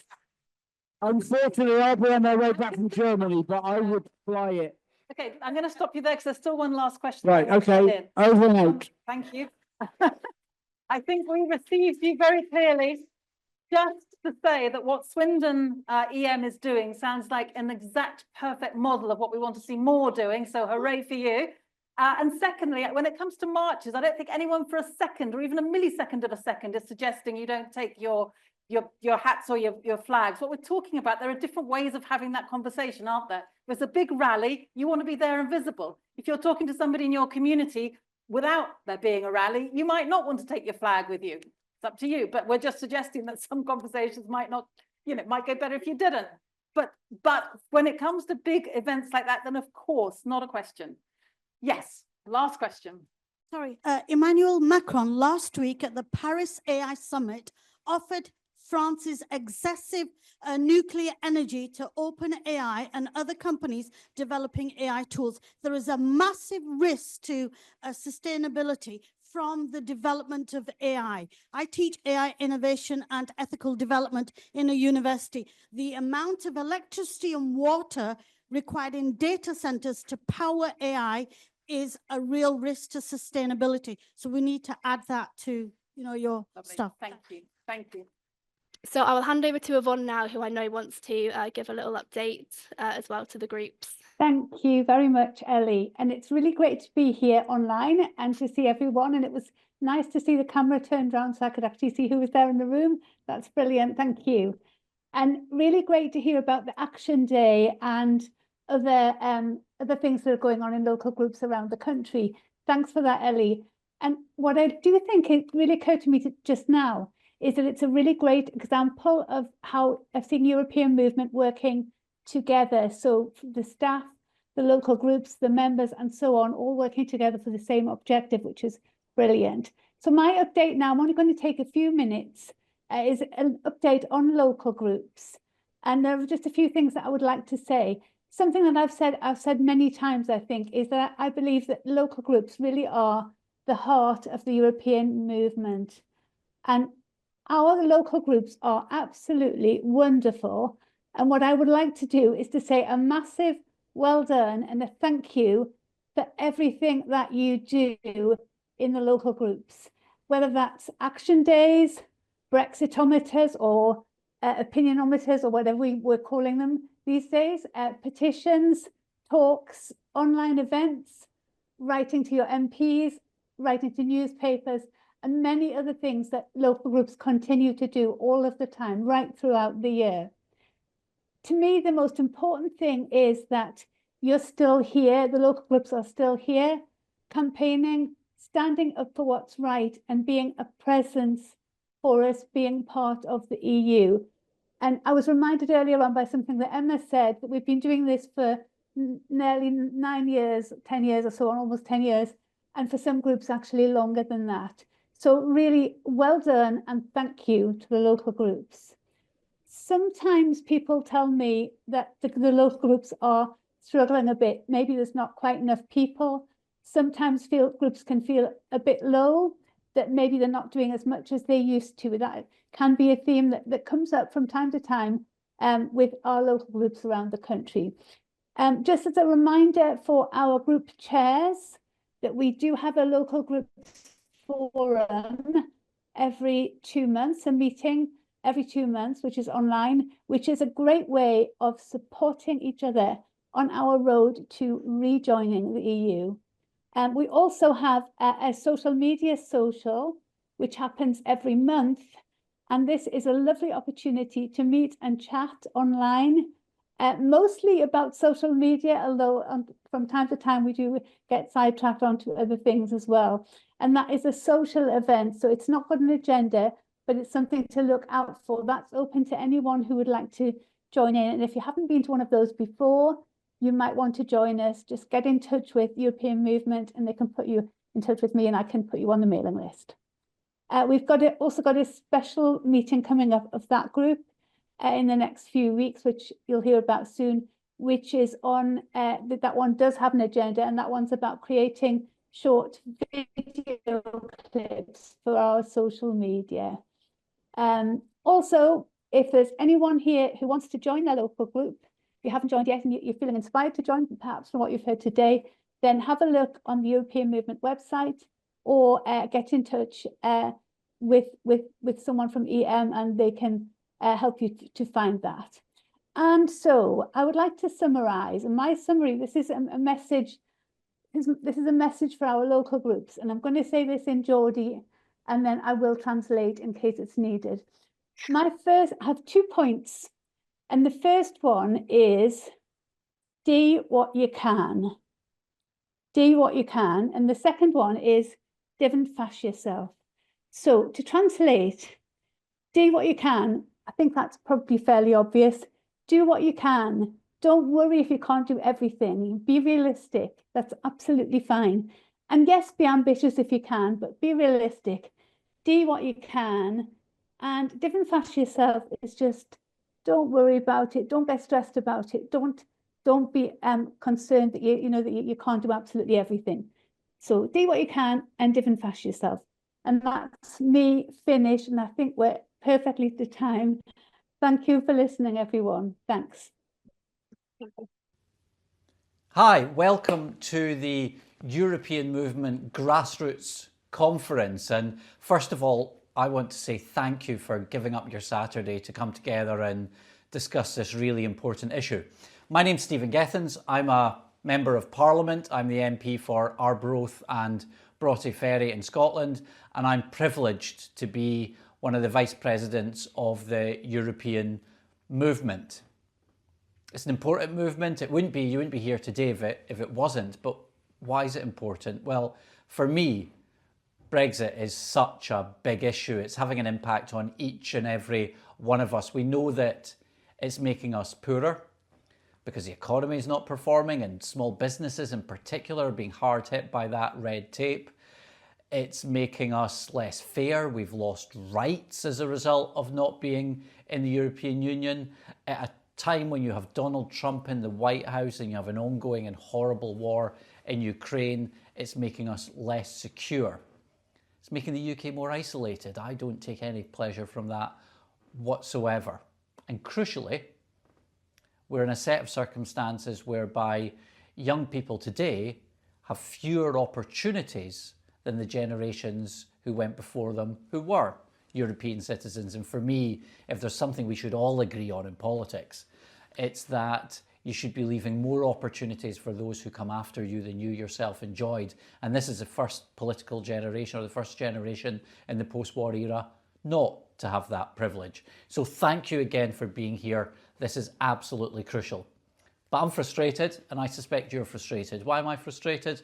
Well, I'm frustrated because despite all of this, despite it being one of the biggest issues in British politics today, we're still in a set of circumstances whereby getting the damage done by Brexit, undoing Brexit, is still so far down the priority list for too many politicians at Westminster.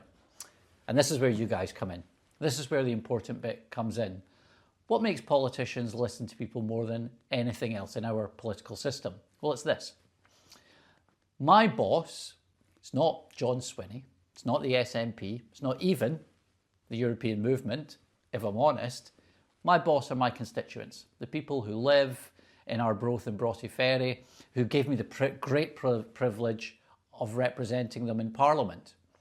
And if something's important to them, well, it's important to me as well. And that's where grassroots campaigning is perhaps the most effective form of campaigning anybody can undertake.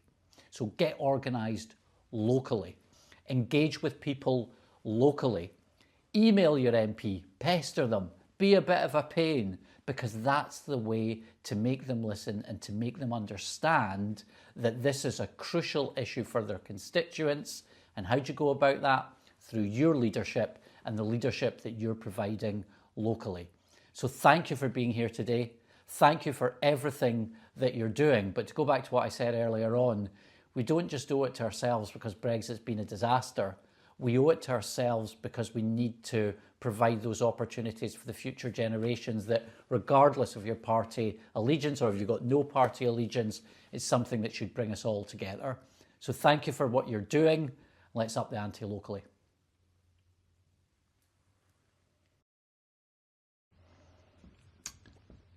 How can you influence your MPs? Great question, Joe.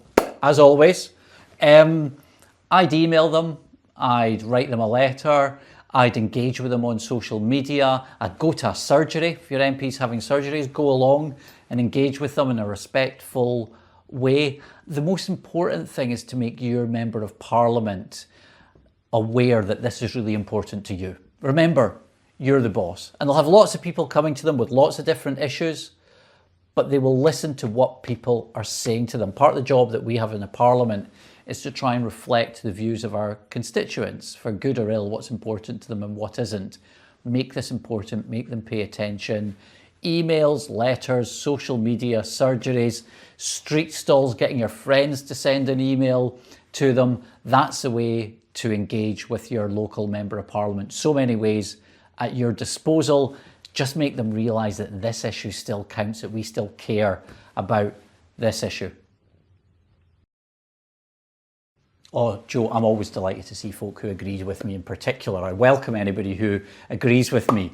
So first of all, with those we agree with, go along and tell them. You know, sometimes it's as the job of a member of parliament, people who disagree with us will often come and find us and tell us. And by the way, that's okay, because the reason that democracies are better than autocracies at decision making is we respectfully disagree with each other. So first of all, disagreeing with each other's okay. But it's always good to see people through the door who might agree with you.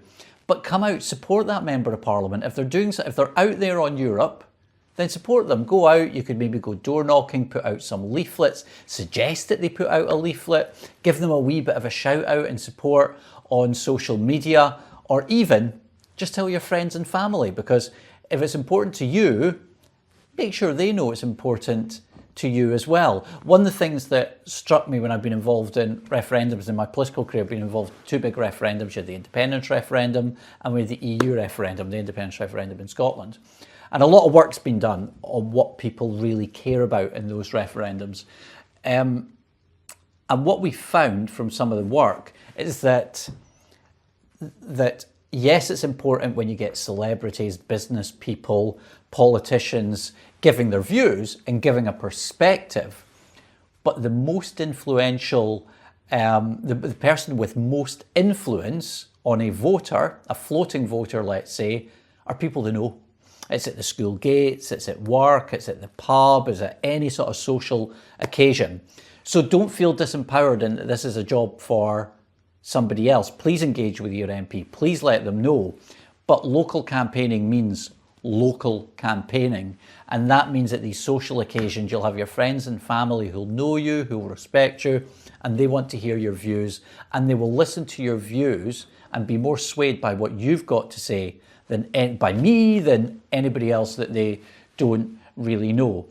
But one big thing is this, I always remember, please don't barrack them. You know, people like to go away to think about things, to chew it over. You know, people will rarely, just the human nature is that we will rarely sit there, throw up our hands and say, I've been wrong all along. Give them a bit of time and space to think about what you've said as well. That's really important. Every campaign starts with just one person.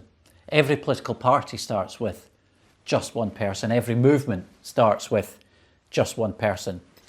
And collectively you build and you grow. You might be just one person on your street, or just one person in your village, or just one person in your town. But think about it, when you respectfully and thoughtfully engage, you quickly become 2 people, 3 people, and so on.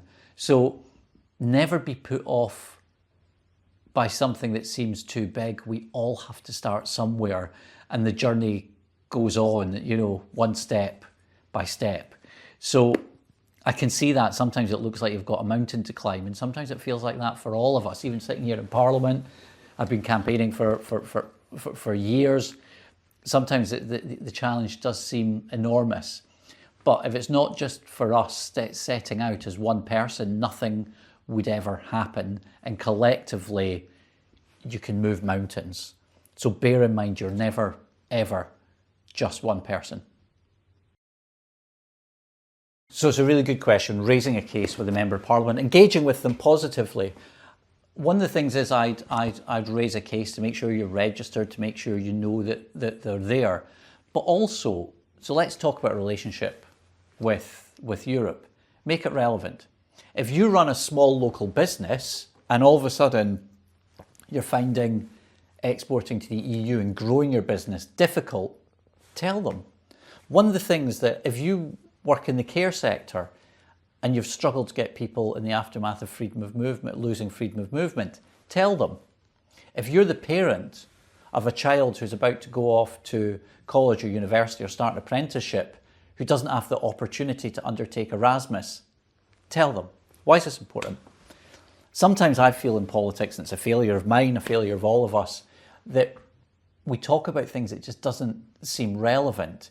But when you start to introduce stories and you start to introduce real human interactions and real human consequences, that's the way to make it relevant. Now, for me to do my job, I require my constituents to engage with me, to come and tell me what their experience is of, say, DWP, the migration system, the education system, the health service. That helps me do my job. And often I find it most effective, not when I'm quoting vast statistics in the House of Commons chambers, but when I'm able to tell an individual story about the impact that something has had. Now, the figures around Brexit seem vast, 40 billion a year in terms of our public finances being lost, 4% of GDP. These are really important. But actually, sometimes the stronger case comes in being able to tell the individual story of the wee company who'd been exporting their beer, for example, to a wee town in France, and that stops. Or the kid who was at university or you wanted to organise an exchange and they've got a relationship with another school and that stops. These real stories. And what that does is, yes, have the big facts, that really matters. But these stories are the best way, I find, sometimes to cut through with decision makers like members of Parliament or councillors or members of the Scottish Parliament and others, but also to cut through on an individual basis as well. So raise your case, raise your experiences, because these really count.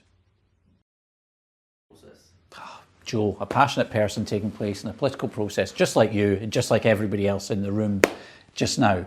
So what I'd say to them is, firstly, be respectful to those who disagree with you. Remember, people can change their minds. We just need to give them the space to do it, to build a case, to remind people that this is important to you, that this is still something that matters.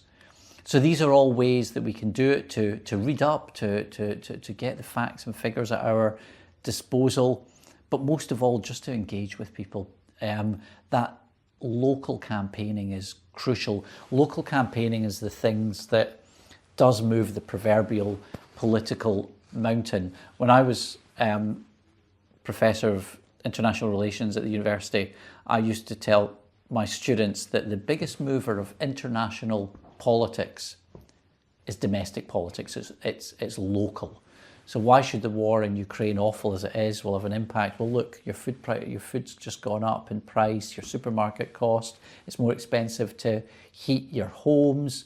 All these areas that make these big geopolitical issues, be it Ukraine or be it Brexit, which can seem quite distant sometimes in a relationship with the rest of Europe, distant, relevant to people's day-to-day lives.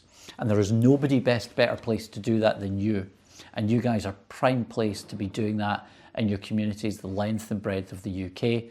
And that is the way that you will make a profound difference in a way that an individual politician in the House of Commons, the Scottish Parliament, or wherever else it happens to be, cannot. So please keep doing what you're doing. Well, first of all, sorry. Second of all, there's not much you can do about having who your MP is your MP. But I always really welcome people that come in that disagree with me, even as long as they're doing it respectfully. So let them know that you care about this, because remember, they'll speak to other people. They'll speak to their colleagues in Parliament as well, and will highlight the fact that this is a difficult issue for them. So you might not move their particular vote, but you move the mood music, and you can make an influence on those who are living around you. So all the more reason to be upping the ante, to be engaging with them, but also be campaigning locally. We can't just make this relevant in constituencies with pro-European MPs like me, although that's important. We have to make this relevant in every single constituency. So you've got a hard job. We respect you for that, but please keep going. My thanks also to everybody who's come here to join us in person today at LSC. We've had a bumper turnout, and indeed thanks to all those who've joined us online at home and have really made it a big community effort, showing the strength of our movement and the interest everybody has in coming together to discuss how best we can take our campaign forward in the days, the weeks, the months, and regrettably, in all likelihood, the years to come. It's terrific that you've all been here. Thank you. Now, we started this afternoon, we started this morning when Dominic Grieve, our co-president, reminded us that for the generation that his father and my father were part of, The European project was above all a peace project. And those of you who came to the AGM will remember Michael Heseltine making his valedictory speech and making exactly the same point. For them, a world in which there had been 2 wars in Europe in the space of 20 years was one that they were determined to put behind them and to build something different. And the success of the European project is that in the 80 years since, countries that had habitually gone to war together for centuries have built something enduring and prosperous and lasting.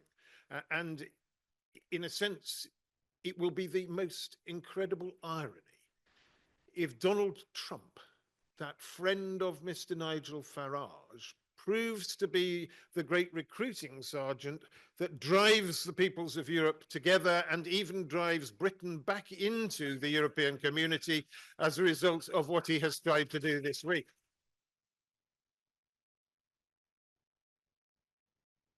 It is truly a moment of absolute shame that Donald Trump believes that he and Putin can negotiate over the head of the Ukrainian people, their president and their government, carve up Europe in a sort of Yalta type fashion and try and do something which they then cheerfully say that it's down to Europe to police and to referee and to see through on a sustainable basis without even, if you please, involving any of the countries of Europe in that dialogue. It is a truly appalling and ridiculous situation. And if you feel about that, as many of us do, I'm reminded by David Keyes that this time next week, we have the Ukraine March organised by the TUC, supported by EM UK, gathering at 12 noon in Holland Park with a rally at 1 p.m. also in Holland Park, where British people, all sorts of elements of British society can come together and show the strength of feeling on this subject, our commitment to Ukraine and our commitment to a peaceful future for them and for Europe as a whole.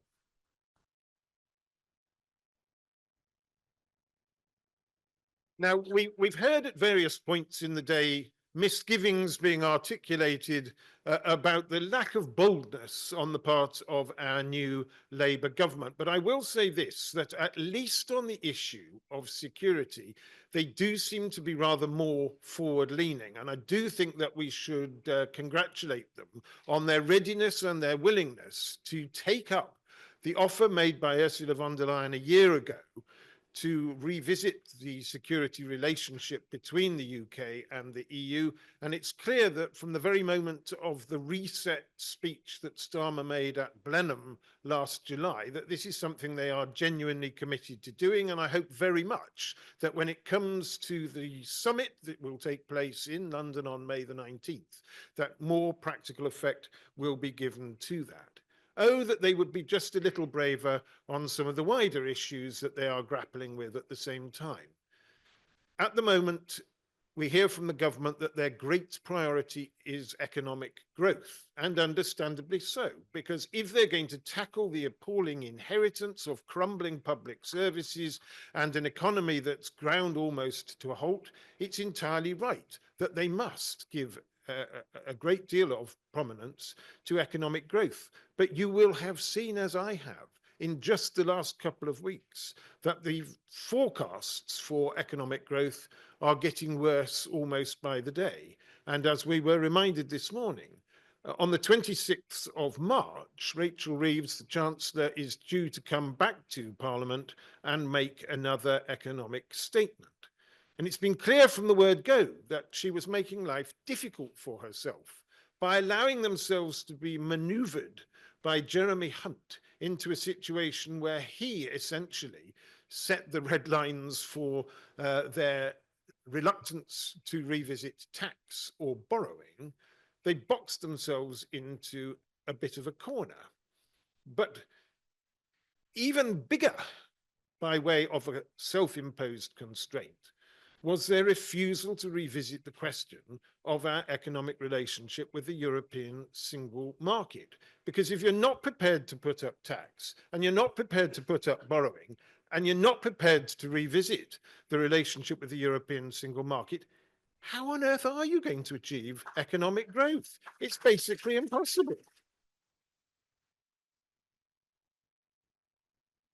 Now, Mark English, in his admirable address to us this morning, reminded us that the OBR says that leaving the European single market has put a 4% dent in British economy, in the British GDP.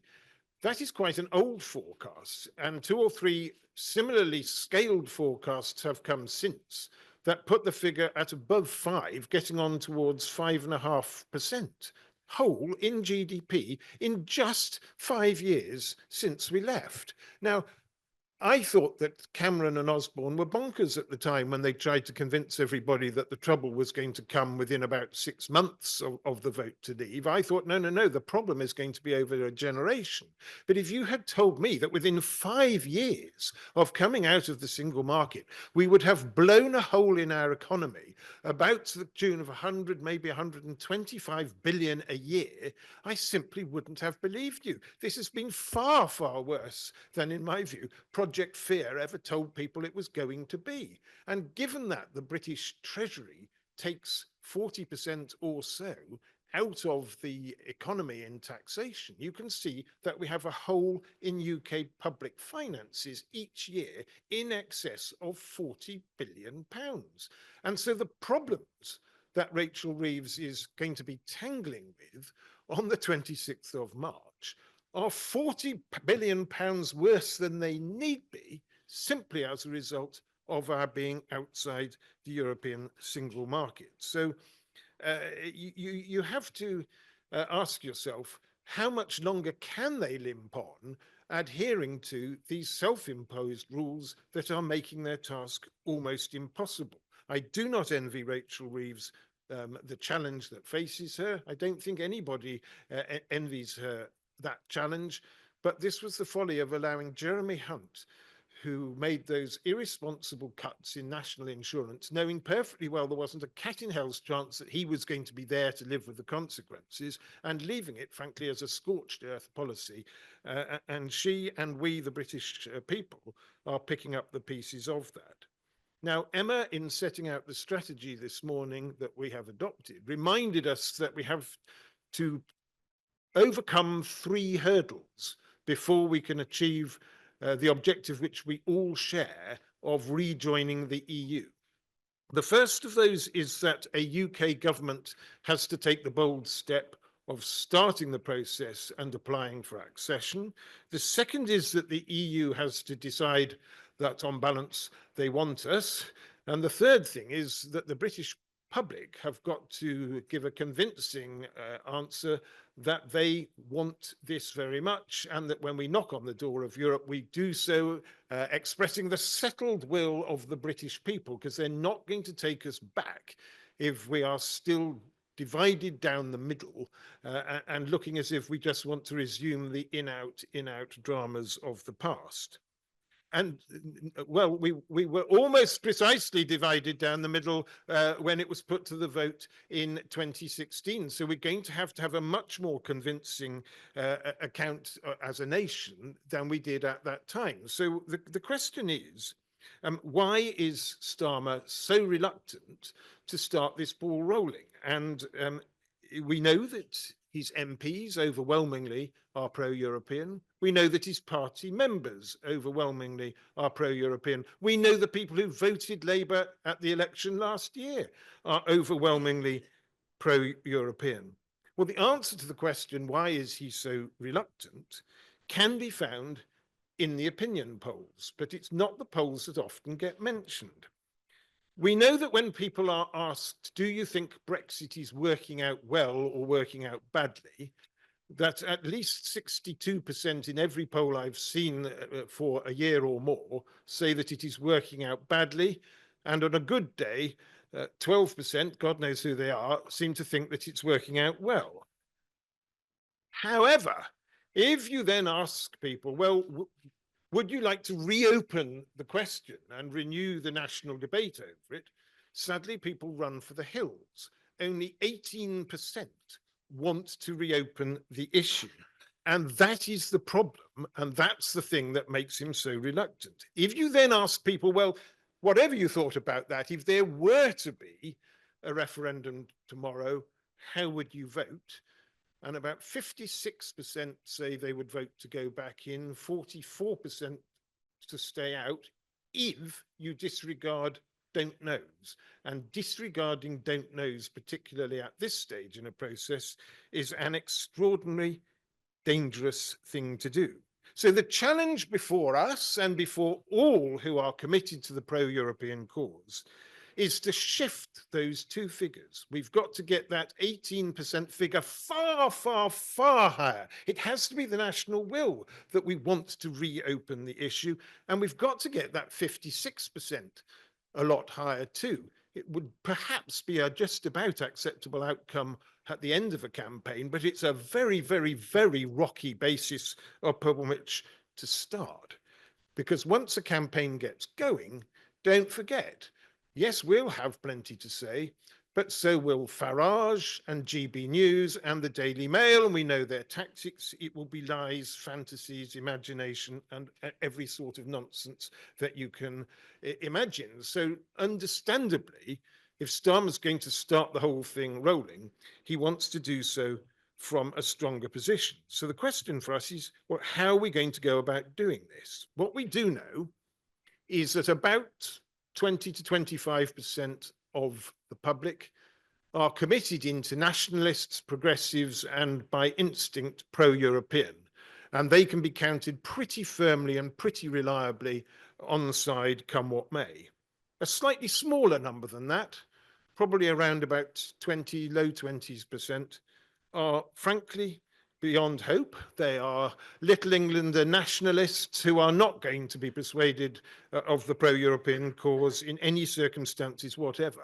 But a much bigger group than either of those is somewhere in between, more than 50%. They might have voted Remain, they might have voted Leave, they might have changed their mind, they might not. They might be interested, mostly they're not. And an awful lot of them are young people who didn't even get a vote at the time, and some of whom, depressingly, have absolutely no awareness of Brexit. My son is a second-year student in London. When I was talking to some of his housemates and they asked me what I did, and I tried to explain, they had never heard of Brexit. They were dimly aware of the European Union. They had no idea Britain had ever been a member of it. And these are intelligent undergraduates. It's small wonder when one of the peers on the all-party group went into a primary school and addressed 11-year-olds, literally not one of them had ever heard of Brexit or of the fact that Britain had been in the European Union.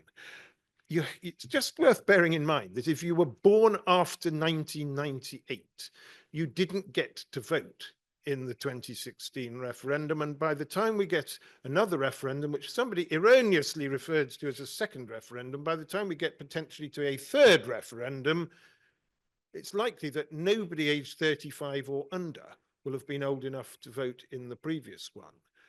And so there is a huge job of education to be undertaken here. How are we going to reach those people, that 50+% who just don't feel very interested or turned on about the issue at all? Well, we are commissioning a huge poll. It's going into the field within the next 10 days or so, a 10,000 poll, where we are trying to segment that 50% into slices where we can work out who they are, where they are, what the arguments are that will appeal to them, and what the issues are that matter to them and through which we can reach them. And that will then be, as it were, the route map for our communications and political strategy for the next few years. Because what we do know, and we heard a bit of this in the session that we've just had about campaigning with young people, is that if you want to reach people and communicate with them, you have to meet them where they are, not where you are. You have to address the things that matter to them, not the things that matter to you. So we have to find the ways of identifying those issues and those characteristics that will enable us to do that. It's a huge task. There are huge mass of people, but they're not one blob. There are lots and lots and lots of different segments. And so our strategy, if you like, in answer to a gentleman's question, from earlier, our theory of change, is that we will try to find them segment by segment, strand by strand, step by step, and try and engage them and get them to connect the dots and understand why it is that the things they care about have all been damaged or affected by the crazy decision to put a distance between ourselves and our European neighbours. And so it is that you can see over the last couple of years, we've engaged with scientists over the Horizon programme. We've engaged with musicians and performers in our Face the Music campaign. We engage with people in Northern Ireland over the issues on their border. We are engaging with students and young people about Erasmus. We heard from Caroline Lucas very powerfully earlier how we can engage with the environmental movement, because there are some absolutely shocking things there which surely provide a coincidence between European campaigning and green campaigning. There's more to be done with young people about the opportunities more broadly that are being taken away from them. There are things happening in the field of food regulation which ought to be worrying anybody, and businesses are at least willing now to talk to us. I mean, you heard from Joe Megan that they may not yet be being particularly brave in their public pronouncements, but they wouldn't even talk to us before the election. And there's been a marked change since, with business groups and businesses showing a far greater willingness to come and talk to us now, and to sponsor events and studies, and generally to begin to show a little bit of courage and to get their head out from under the stone. And so we have to try and take the Labour effort at a reset and grab the component parts of that and push them to go further and faster than they want to go. And we've got to reach these young people, these people who aren't really familiar with the agenda, don't understand what it is that has been stolen from them, and encourage them to imagine a different future where we are part of a community of friendly nations who share values.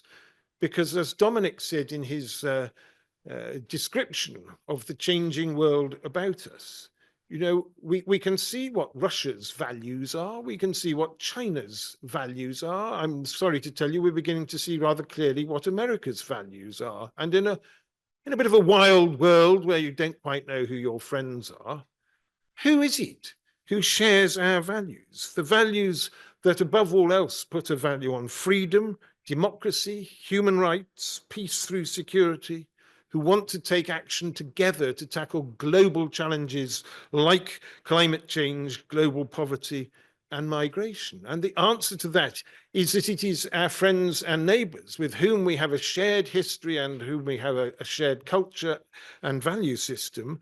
And if we want to really act as a force for good in the world, we have to work with those friends and neighbours to make that happen. So our challenge is to get to the point where on all those three questions in the polls, do you think it's working out well? No. Do you want to reopen it? Yes. Will you vote to go back in? Yes, we will. We have to get to a position where the scores on all of those questions are so powerful and so strong that not only will Starmer begin at last to dare to think about it, but by the time, ideally, of the next election, we need to have got him to a point where he doesn't dare not to think about it, because what we simply cannot afford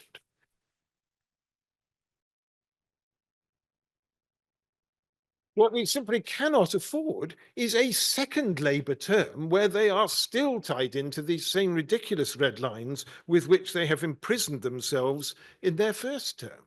So if sometimes some of the things we ask you to do and some of the causes that we take up don't seem to you necessarily to be the highest priority or most understandable thing for us to be doing, please bear with us. There is method in our madness. We are trying to work our way around these various different segments and get them all thinking and talking about Europe in the way we do. And if some of these campaigns appeal more to you than others, that's fine.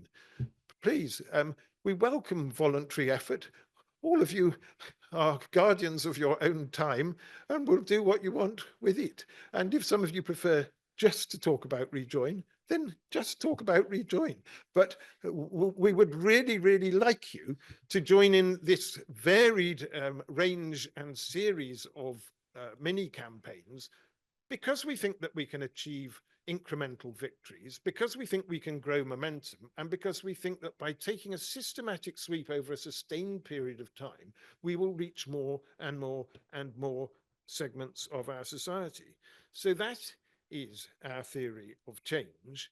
And once we have harried and hassled and poked and provoked the government over reset, and have engaged with young people in particular about reimagining what the future could look like, if there are opportunities to be part of the world's most democratic and most prosperous economy could be restored to them, and if we begin to rebuild our relationship with the different programs and agencies and activities of the European Union, then, having rebuilt and reimagined and reset, our ultimate goal, for which we all strive and which we would all love to see tomorrow, will finally come into view, and that is rejoin. So please, thank you again for coming today and for supporting our campaigns. Please bear with us, join in the mini campaigns that we roll out before you, and together, step by step, strand by strand, segment by segment, and increment by increment, we will get to our final goal of rejoining the EU. Thank you very much for coming today.